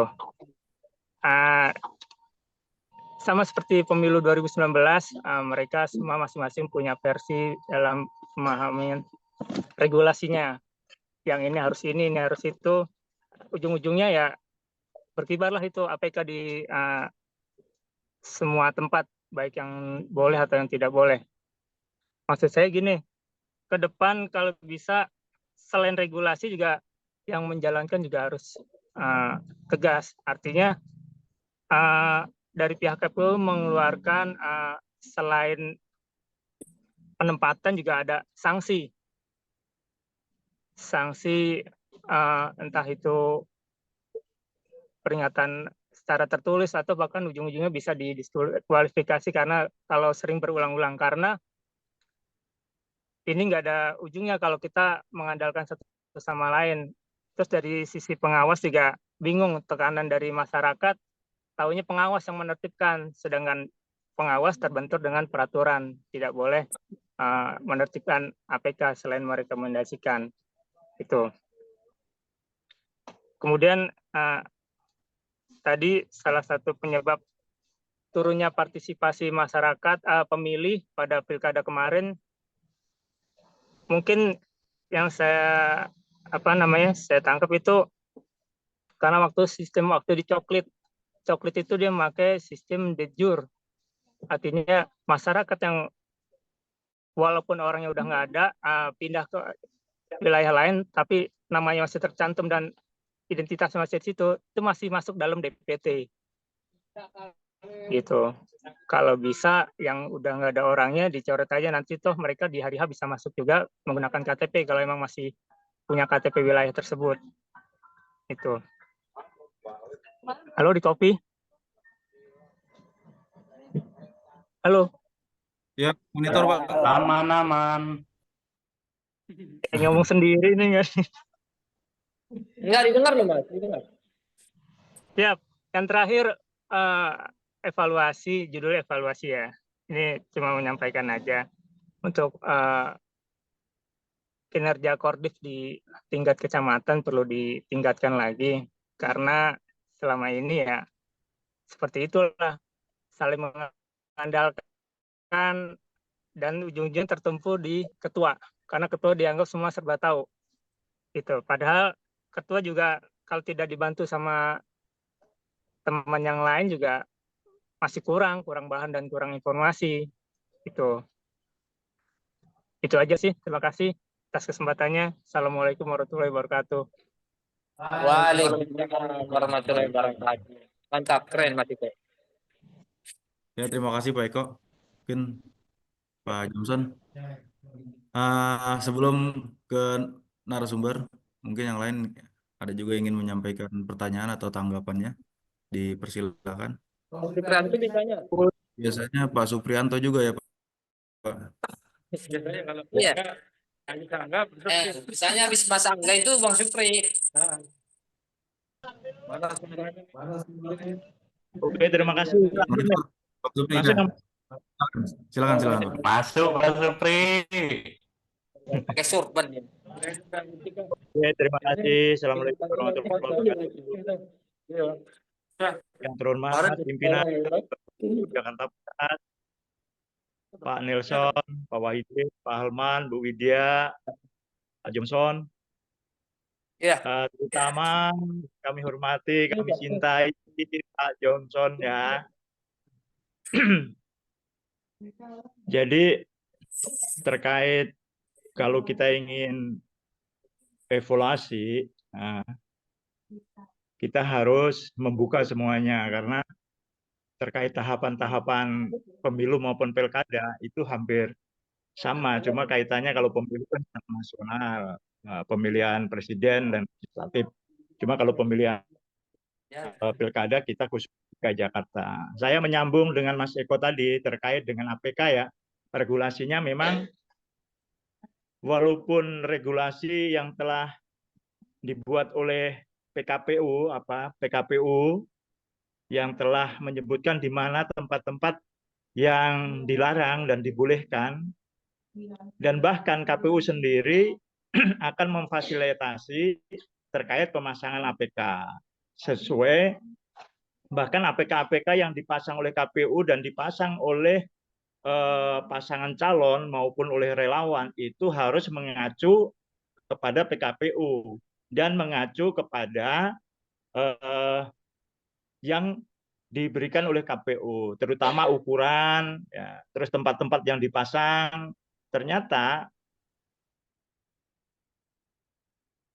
Jakarta Pusat, khususnya kalau di Cempaka Putih, itu yang difasilitasi oleh KPU itu ternyata 3 hari menjelang hari tenang itu baru dipasang, begitu, baru dipasang. Kalau kasus Cempaka Putih tanggal 28 tanggal 28 September itu menjelang tanggal 1 Oktober kami telah memberikan surat rekomendasi untuk PPK terkait dengan tempat-tempat yang dipasang oleh paslon yang dilanggar, ya. Itu yang pertama. Yang kedua, kalau nggak salah tanggal 11 Oktober juga kami telah membuat surat rekomendasi. Ternyata kan itu kalau hitungan dari PKPU itu kita memberikan rekomendasi kepada PPK minta petunjuk atau minta pendapat dari KPU Jakarta Pusat. Ternyata untuk kasus Cempaka Putih itu kita membutuhkan waktu 10 hari. 10 hari itu baru dapat tanggapan. Terkait dengan bahwa itu dikembalikan kepada Panwascam. Nah, akhirnya kami juga koordinasi konfirmasi dengan tim sukses atau paslon, terutama kayak Jalan Suprapto sama Jalan Ahmad Yani. Bahkan di menjelang menjelang pelantikan presiden itu ada APK yang dipasang di flyover di jalan perbatasan antara Jalan Pemuda sama Jalan Pramuka. Dan itu dari Pulau Gadung itu juga ada, posisinya sama APK. Jadi regulasi kita harus tegas itu, terutama Bawaslu juga tegas terhadap mereka, karena pada akhir kan kita agak hearing di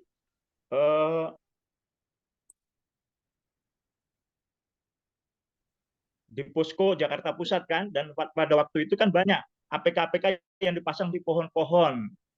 Akhirnya dari pihak Pemda DKI khususnya terkait lingkungan hidup dan pertamanan itu mengeluh, suruh kumpulkan kembali untuk paslon maupun tim suksesnya untuk menertibkan. Tapi ternyata tidak ditertibkan juga. Itu yang pertama. Yang kedua,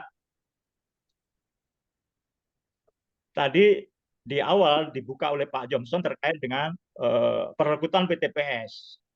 Perekrutan PTPS untuk pilkada itu kemarin beririsan dengan pemilihan RT, pemilihan RW, LMK, dan bahkan beririsan juga dengan bertepatan bersamaan dengan KPPS.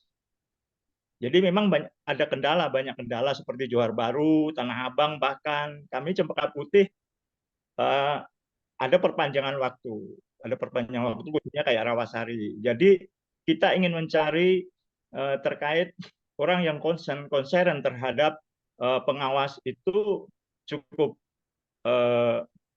susah gitu loh, cukup susah, apalagi harus memenuhi dua kali kebutuhan. Nah, itu yang menjadi catatan. Bahkan ada juga yang mendaftar umur di bawah 21 tahun. Ada. Bahkan ada juga yang mendaftar yang ijazahnya kebakaran, bahkan ijazah hilang karena banjir atau apa ya gitu. Nah, terus yang ketiga, nah ini terkait dengan kayak evaluasi kita, khususnya kayak kami ya sebagai mengampu divisi SDMO. Mengampu divisi SDMO itu terkait kayak pengawasan logistik pertama, yang kedua perekrutan PTPS, perekrutan PKD. Perekrutan PKD itu pada awalnya juga sebelum kami dilantik itu kan sudah masuk tahapan perekrutan PKD atau PPL. Nah, maka berkas itu kan diserahkan ke Bawaslu Kota. Menjelang sekitar 2 minggu, kemudian baru berkas itu dikembalikan ke kecamatan untuk terkait dengan seleksi administrasi. Nah, itu banyak beberapa kendala, Yang mendaftar juga kalau di Cempaka Putih itu juga cuma itu aja gitu. Jadi tidak ada isinya perubahan yang berarti. Kita ingin membuat sesuatu yang lebih baru, istilahnya yang lebih bisa kita andalkan. Ternyata di lapangan juga istilahnya kita mengalami kendala-kendala juga. Dan bahkan kalau terkait dengan ini terkait tambahan ya, terkait dengan partisipasi yang cuma sekitar 56% atau 57%, itu kita menunjukkan bahwa sementara kita melakukan sosialisasi di apartemen, bahkan di rumah susun atau di waktu patroli kawal hak itu banyak publik yang menyatakan ngapain nanti kita ikut pilkada, sementara calon kami tidak masuk. Ya istilahnya bahasanya Anies. Ya, Anies tidak calon. Jadi itu banyak yang kita temui di publik. Bahkan kami juga yang awal ya terkait coklit tadi disebutkan, mestinya di lapas sama di rutan itu kan juga dicoklit. Kami sempat koordinasi konfirmasi dengan PPK karena dia dianggap TPS khusus itu yang coklit itu adalah KPU pusat. Tapi kami juga ingin mendapatkan informasi hal itu. Ternyata juga kita tidak mendapatkan. Padahal yang terjadi adalah lapas sama rutan itu bisa dikatakan kalau tidak dicoklit berarti di PTB, berarti tambahan. Termasuk kayak di apartemen. Di apartemen itu bahkan waktu verifikasi faktual itu ada 25 orang yang perlu diverifikasi. Ternyata 18 orang itu sudah tidak bertempat tinggal di situ. Tinggal 7 orang yang kita konfirmasi. Ternyata ketika dikonfirmasi orangnya juga kita tidak bisa masuk di apartemen. Saya kira itu tambahan dari saya. Terima kasih atas perhatiannya. Assalamualaikum warahmatullahi wabarakatuh. Waalaikumsalam. Terima kasih Pak Supri. Mungkin ada lagi? Atau dipersilakan kepada Pak Johnson untuk sambil menanggapi. Mungkin dari pimpinan Bawaslu Jakarta Pusat, Pak Alman. Oh iya. Pak Johnson merespon apa? Iya. Oke, makasih Mas Pitra. Untuk Bang Supriyanto ya, Cempaka Putih. Saya bisa memahami ya banyak. Tetapi memang begini, saya setuju tadi kan pengawas pemilu itu pelaksana undang-undang, ya kan? Jadi memang regulasinya dulu disempurnakan menurut saya ya. Kemudian dalam praktek di lapangan kita paham betul banyak kendala, banyak tantangan. Dan memang ini adalah tugas yang berat buat teman-teman sekalian. Dan saya mengapresiasi sudah selesai ini pesta demokrasi di DKI Jakarta, khususnya di wilayah Bapak Ibu sekalian. Tapi memang perlu kita evaluasi, perlu kita catat bagian dari penyempurnaan ke depan. Tadi Bang Supriyanto menyinggung soal bagaimana rumitnya kerjaan-kerjaan yang harus dilakukan. Misalnya ketua kecamatan, dia sekaligus sebagai pengampu SDM, merekrut, terus di sisi lain juga mengerjakan banyak hal. Yes. Ya itu menjadi tantangan kita. perlu memang ini ya kolaborasi tim itu. Jadi memang setuju juga tadi sampaikan kalau nggak salah Mas Eko atau siapa tadi yang menyinggung soal ketua ya. Ingat Bapak Ibu bahwa kita ini kolektif kolegial dan keputusan tertinggi di lembaga ini adalah rapat pleno. Jadi ketua ya sebagai representasi lembaga, tapi kemudian semuanya harus bersama-sama. Itulah yang kemudian kadang-kadang menjadi tantangan bagi kita, teman-teman di kecamatan, saya bisa memahami mengerjakan kegiatan pengawasan, di lain juga harus mengerjakan. Nah, kalau saya bertemu di saya pernah bertengkar intelektual. Bertengkar intelektual bahwa SPJ itu kenapa kita nggak pernah gitu loh. Tugas kita ini pemilu, bukan SPJ. Nah, saya tidak akan mengatakan berapa ini. Tapi kita kembali kepada tugas awal kita pengawas apa.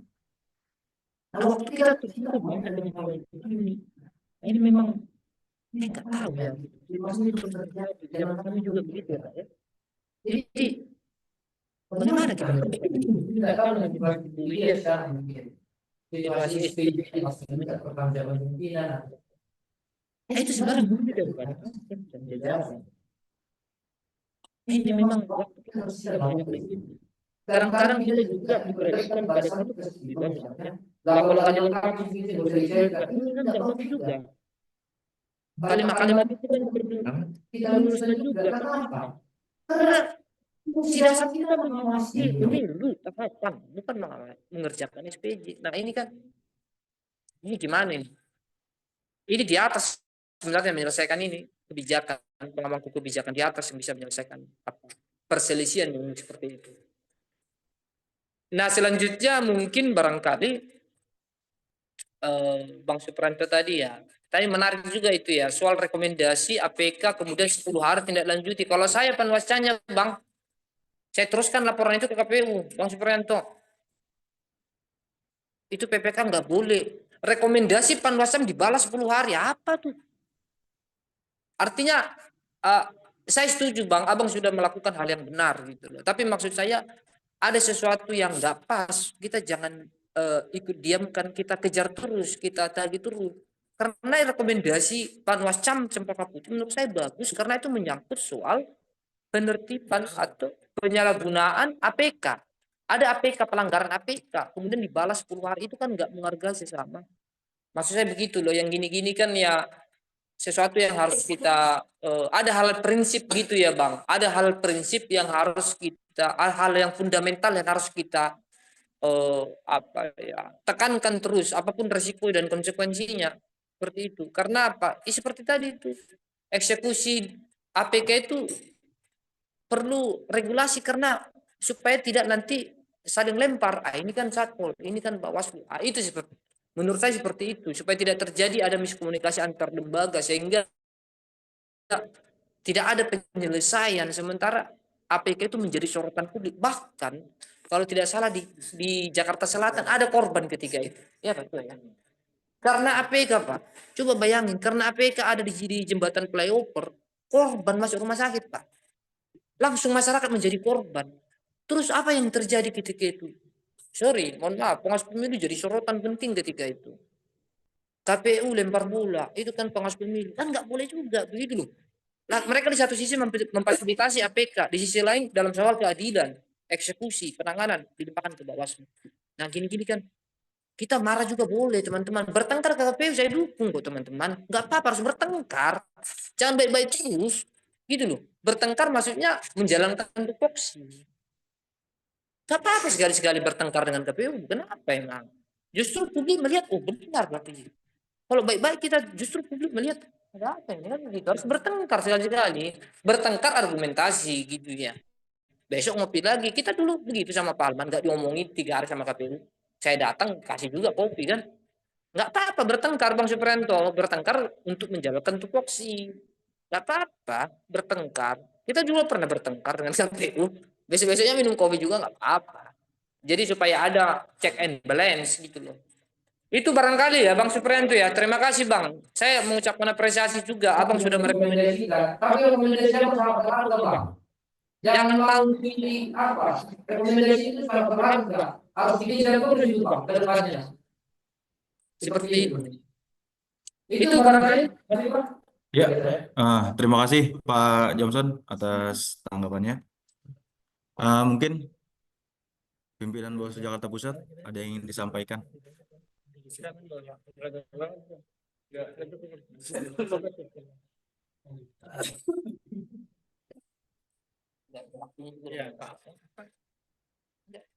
Ya, Izin. Ya. Iya. Assalamualaikum warahmatullahi wabarakatuh. Pertama, tentu terima kasih ya kepada semuanya, terutama kepada narasumber ngabuburit hari ini, spesial sebagai konsultan kepemiluan gitu ya. Beliau ini sengaja kita kasih panggung. Tadinya mau di panel sama Pak Cecep. Cuma beliau ada kegiatan, akhirnya tunggal ya. Narasumbernya tunggal hari ini. Sebenarnya banyak hal yang perlu kita diskusikan ya pada sesi ini. Satu yang paling mendasar tentu kita beberapa momen yang lalu sudah menyelenggarakan dua tanggung jawab besar, yaitu pemilu 2024 dan kemudian berakhir dengan pilkada ya, pilkada 2024. Dan teman-teman yang hadir di sini tentu juga punya banyak catatan, punya banyak pengalaman berkaitan dengan proses yang kita lewati bersama. Tadi catatan yang disampaikan oleh Mas Angga, kemudian Pak Supri, Mas Eko, dan teman-teman yang lain tentunya itu spesifik berkaitan dengan tantangan kita dalam menindaklanjuti pelanggaran alat peraga. Memang ini sebenarnya sudah lama sekali ya. Pasca pemilu 2019, seingat saya dulu pernah kita juga merumuskan langkah-langkah untuk mengantisipasi atau melakukan solusi terhadap kebuntuan dalam menghadapi problem tindak lanjut terhadap pelanggaran yang sifatnya administratif ya, spesifik berkaitan dengan pemasangan alat peraga di area yang tegas di aturan KPU-nya itu adalah pelanggaran. Tapi memang yang sangat disayangkan terminologi pelanggarannya sudah tegas, tapi sanksinya terhadap pelanggaran itu yang masih belum jelas gitu ya. Bahkan dalam level koordinasi sebenarnya siapa sih yang punya kewenangan untuk mengeksekusi di bawah, itu pun masih sangat sumir, masih sangat abu-abu adanya, sehingga ini kemudian berdampak pada saling lempar posisi siapa yang harus mengambil peran dan siapa yang punya kewenangan untuk melakukan penindakan ya. Kami dulu, seingat saya dulu pernah merumuskan agar kewenangan membantu melakukan penertiban memang akhirnya kita minta adalah ke Satpol PP. Jadi formulasinya sama dengan eksekusi perkara pidana ya. Jadi polisi nyidik, jaksa nuntut, kemudian pengadilan putus, kemudian eksekusinya jaksa, tapi pembinaannya ada di lembaga pemasyarakatan. Nah, formulasi yang kita usul waktu itu supaya penindakan terhadap pelanggaran APK itu ditarik teman-teman Satpol PP. Dia harus ditarik. Jadi kalau yang ada kan memang agak susah menekan mereka itu punya tanggung jawab. Karena penyebutan Satpol PP itu sifatnya kita melakukan koordinasi berkaitan dengan alat peraga yang tidak dibersihkan ya. Kemudian klausul di peraturan KPU-nya pun enggak tegas ya mengatur soal ini. Nah, ini memang keprihatinan kita bersama soal ini. Dan tentu ini harus terus kita dorong bersama-sama ya. sebagai mantan penyelenggara, bahkan teman-teman di bawah yang lebih merasakan dampak dari kebijakan yang belum tegas ya di bidang penindakan pelanggaran administrasi alat peraga ini, tentu kami tentu akan mendorong ini supaya di level pengambil kebijakan di RI itu harus memberikan porsi lebih besar soal pengaturan terhadap penertiban alat peraga, karena ini sangat menyita tenaga kita, energi kita. Saya ingat betul di 2024 terakhir kita membersihkan alat peraga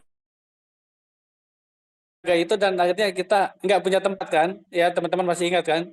Akhirnya kita tampung di Bawaslu DKI, dan akhirnya kita juga yang membersihkan. Ya, ini bayangkan.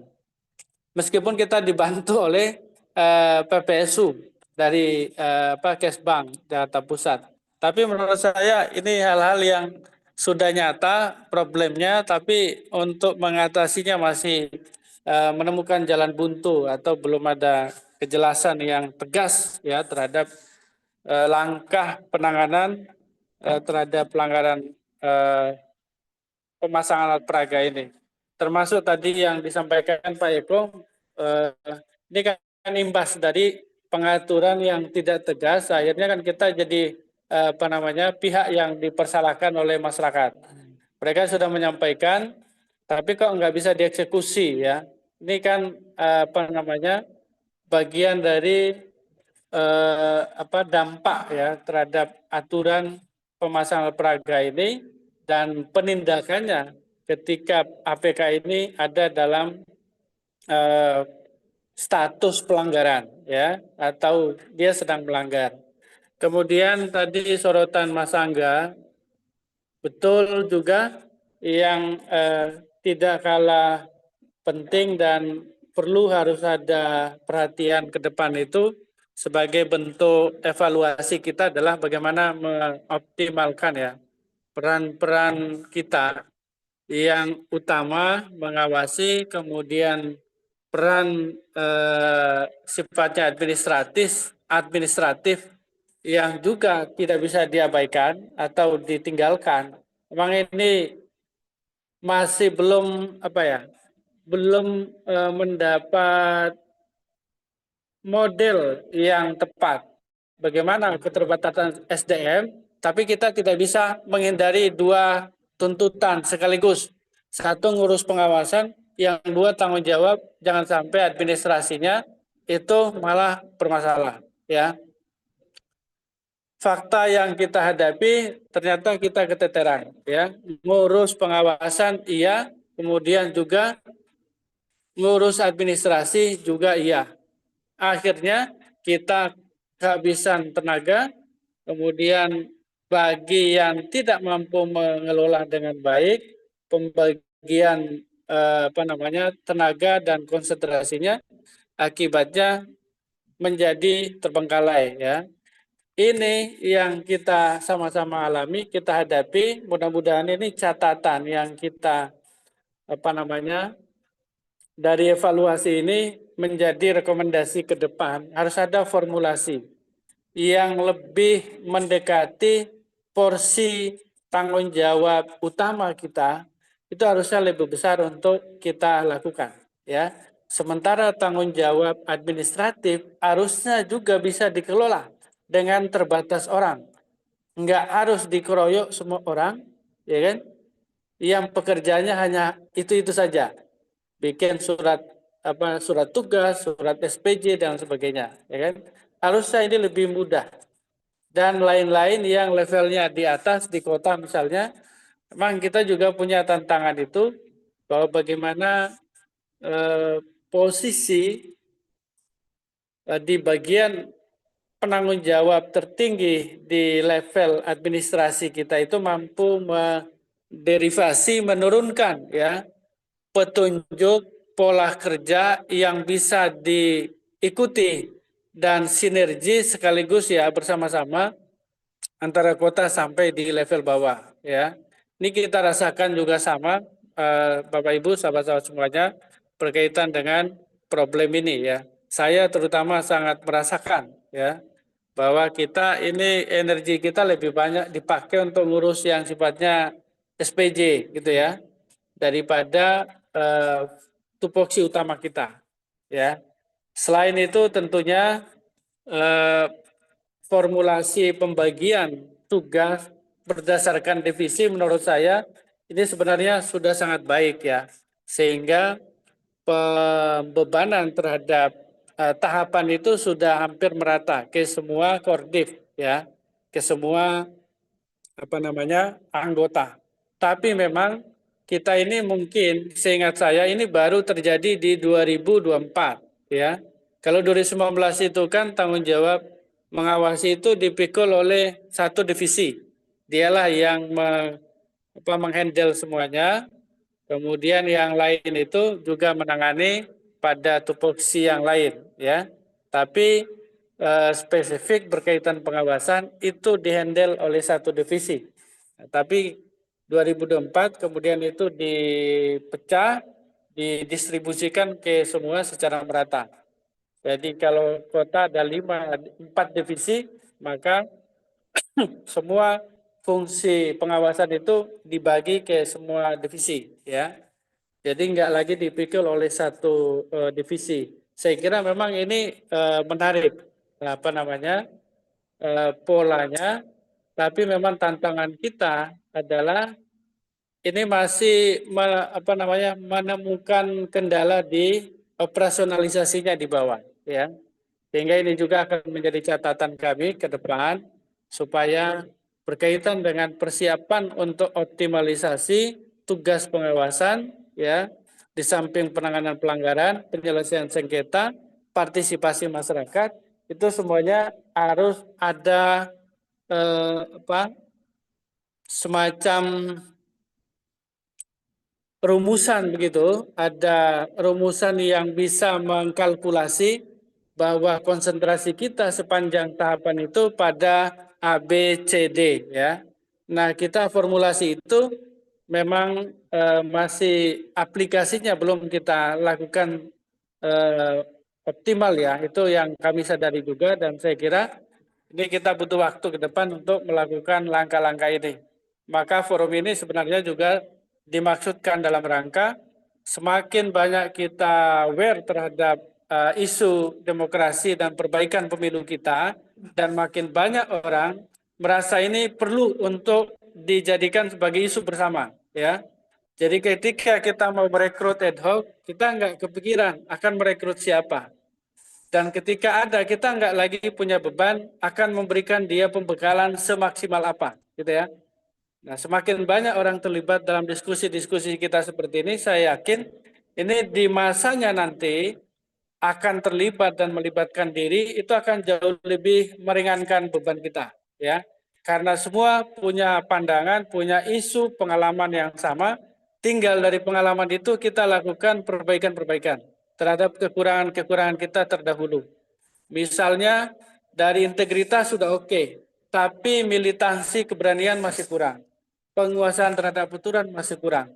Nah, ini kan hal-hal yang tidak bisa kita hindari dan saya kira harapannya adalah semakin kita ada di ruang-ruang seperti ini, memang idealnya akan memberikan dampak positif ya. Kalau kesadaran dan pengetahuan kita makin baik, tentu pilihan positioning kita dimanapun, terutama dalam konteks penyelenggaraan pemilu, saya yakin itu akan memberikan daya dorong yang akan lebih baik ya. Ketimbang orang nggak pernah ada di forum mendiskusikan seperti ini, tiba-tiba dia diberikan beban untuk menjadi penyelenggara ad hoc. Menurut saya ini akan berbeda dengan Bapak Ibu teman-teman kita yang sudah punya porsi waktu yang cukup untuk pendalaman pengetahuan ya, kemudian mengasah kemampuannya melalui diskusi seperti ini. Besok menjadi penyelenggara ad hoc ini akan sangat membantu ya. Dan itu upaya kita ke depan di masa non tahapan ini, edukasi, pendidikan politik, demokrasi seperti ini memang akan kita terus lakukan ya. Nah, tentu stakeholder yang lain kami juga berharap ikut memberikan support menyediakan forum-forum yang bisa menghadirkan penyelenggara ya untuk mendiskusikan berkaitan dengan ini. Saya kira itu. Sekali lagi terima kasih atas waktu kesediaan Bapak Ibu hadir di forum ini, dan kita semua senantiasa diberikan kesehatan, kemampuan dalam melakukan aktivitas apapun, dan sukses dimanapun. Mohon maaf segala kekurangan. Assalamualaikum warahmatullahi wabarakatuh.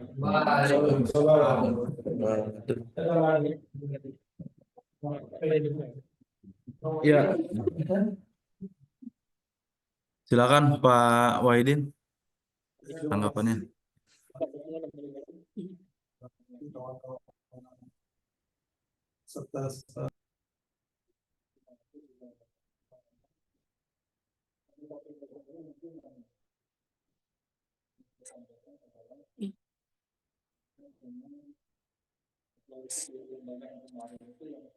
Oh,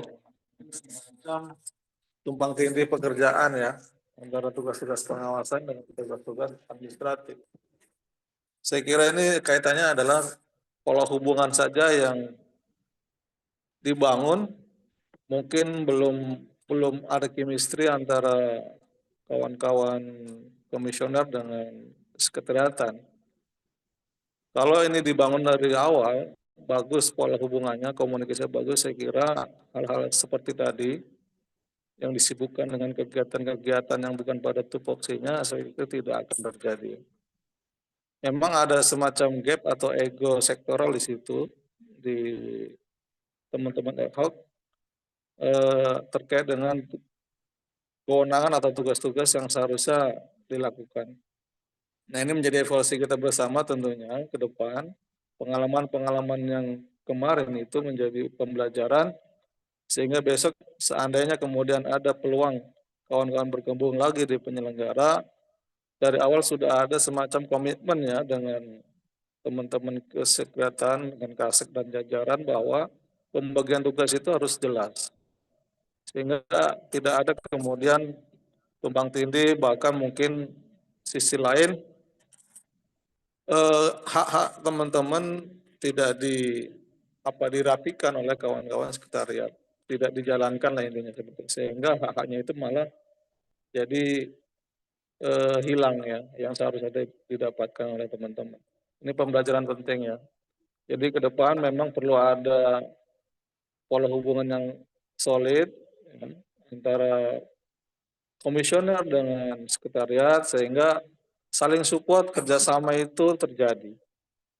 Dan tidak perlu lagi kemudian saling menyalahkan dari sisi kemudian penyerapan anggaran, atau bahkan sampai nanti mungkin jangan sampai ada temuan-temuan yang saya kira itu menjadi beban tersendiri untuk kita semua secara kelembagaan. Saya kira itu poin yang saya garis bawahi dari evaluasi kelembagaan diskusi kita hari ini ya. Itu saja kepingan dari saya. Terima kasih. Assalamualaikum warahmatullahi wabarakatuh. Mungkin selanjutnya Bu Kordib, Ibu Widya. Ya, assalamualaikum warahmatullahi wabarakatuh. Waalaikumsalam. Terkait SDM mungkin ya, paling banyak terakhir itu masalah mengenai keuangan ya. Tetapi saya bilang ini juga sudah dimitigasi sebenarnya sejak awal. Bahkan saya turun di beberapa kecamatan, bertemu dengan beberapa pimpinan kecamatan ya, itu juga sudah saya mitigasi terkait staf, terkait pola, kalau dalam tanda kutip pembagian dan sebagainya. Ketika saya tanyakan bagaimana kondisinya, aman. Tetapi saya kaget juga kenapa menjadi bom waktu di ujung dan meledak menjadi seperti bola salju yang menumpuk, dan tidak ada pemberitahuan sebelumnya. Padahal mitigasi tersebut sudah dilaksanakan sejak awal. Ada beberapa kecamatan yang justru sebenarnya bahkan punya masalah yang cukup besar, tetapi ada itikat untuk menyelesaikan. Sehingga di kedepannya ketika ditanyakan lagi masalah satu persatu, tidak ada lagi masalah. Dan bahkan untuk kecamatan-kecamatan yang menjadi, saya tadi sampaikan seperti bola salju atau bom waktu di ujung, tidak pernah ada konsultasi khusus tetapi konsultasi itu baru dilaksanakan ketika di ujung gitu. Artinya saya memahami bahwa sudah ada kesepakatan di antara para pimpinan di tingkat kecamatan terlebih dahulu sebelumnya. Artinya kesepakatan itu akhirnya tidak dijalankan, tidak terpenuhi, naiklah ke tingkat yang lebih tinggi yaitu di tingkat kota. Nah, kewenangannya kami tidak bisa tiba-tiba mengambil alih ketika kesepakatan sebelumnya sudah disepakati gitu. Tiba-tiba masuk di sengketa di tingkat kota, penyelesaiannya apa? Penyelesaiannya hanya bisa pada saat apa yang sudah terjadi di hari ini. Tidak mungkin lagi kita beranjak lagi ke awal, kembali lagi ke awal. Karena itu tadi saya bilang, mitigasi sudah dilakukan,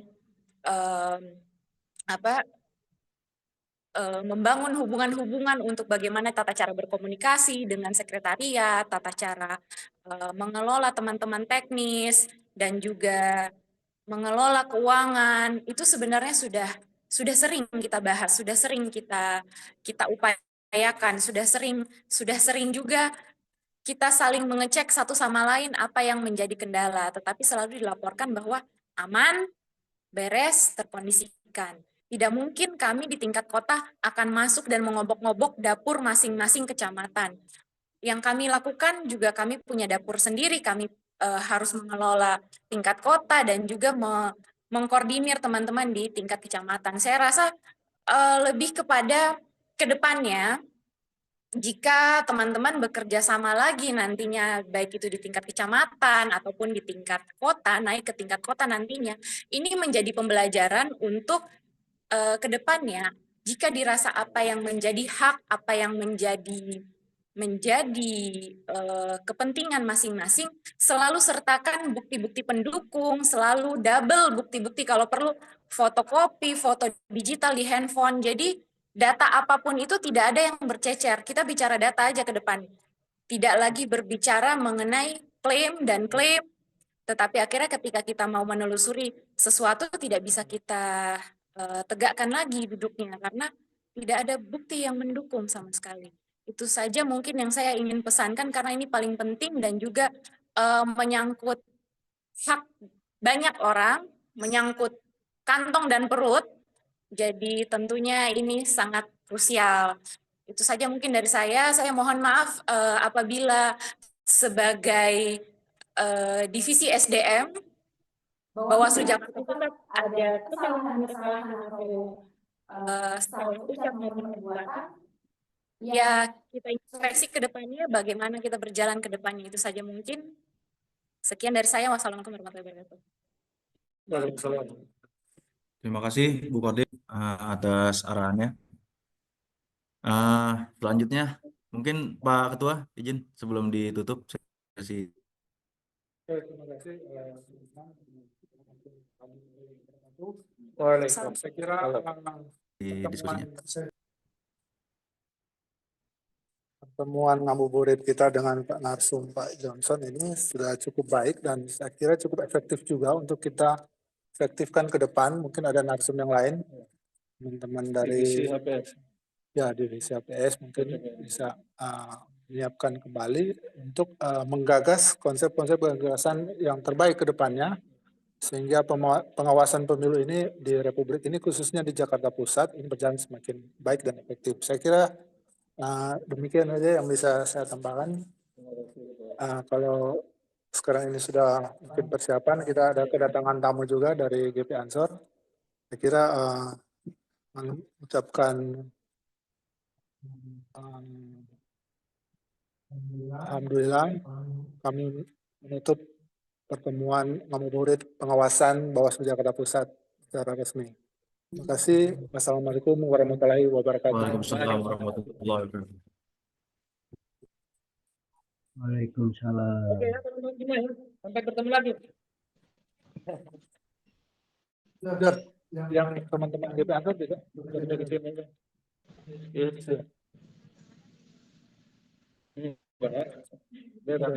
Tapi di videoin aja.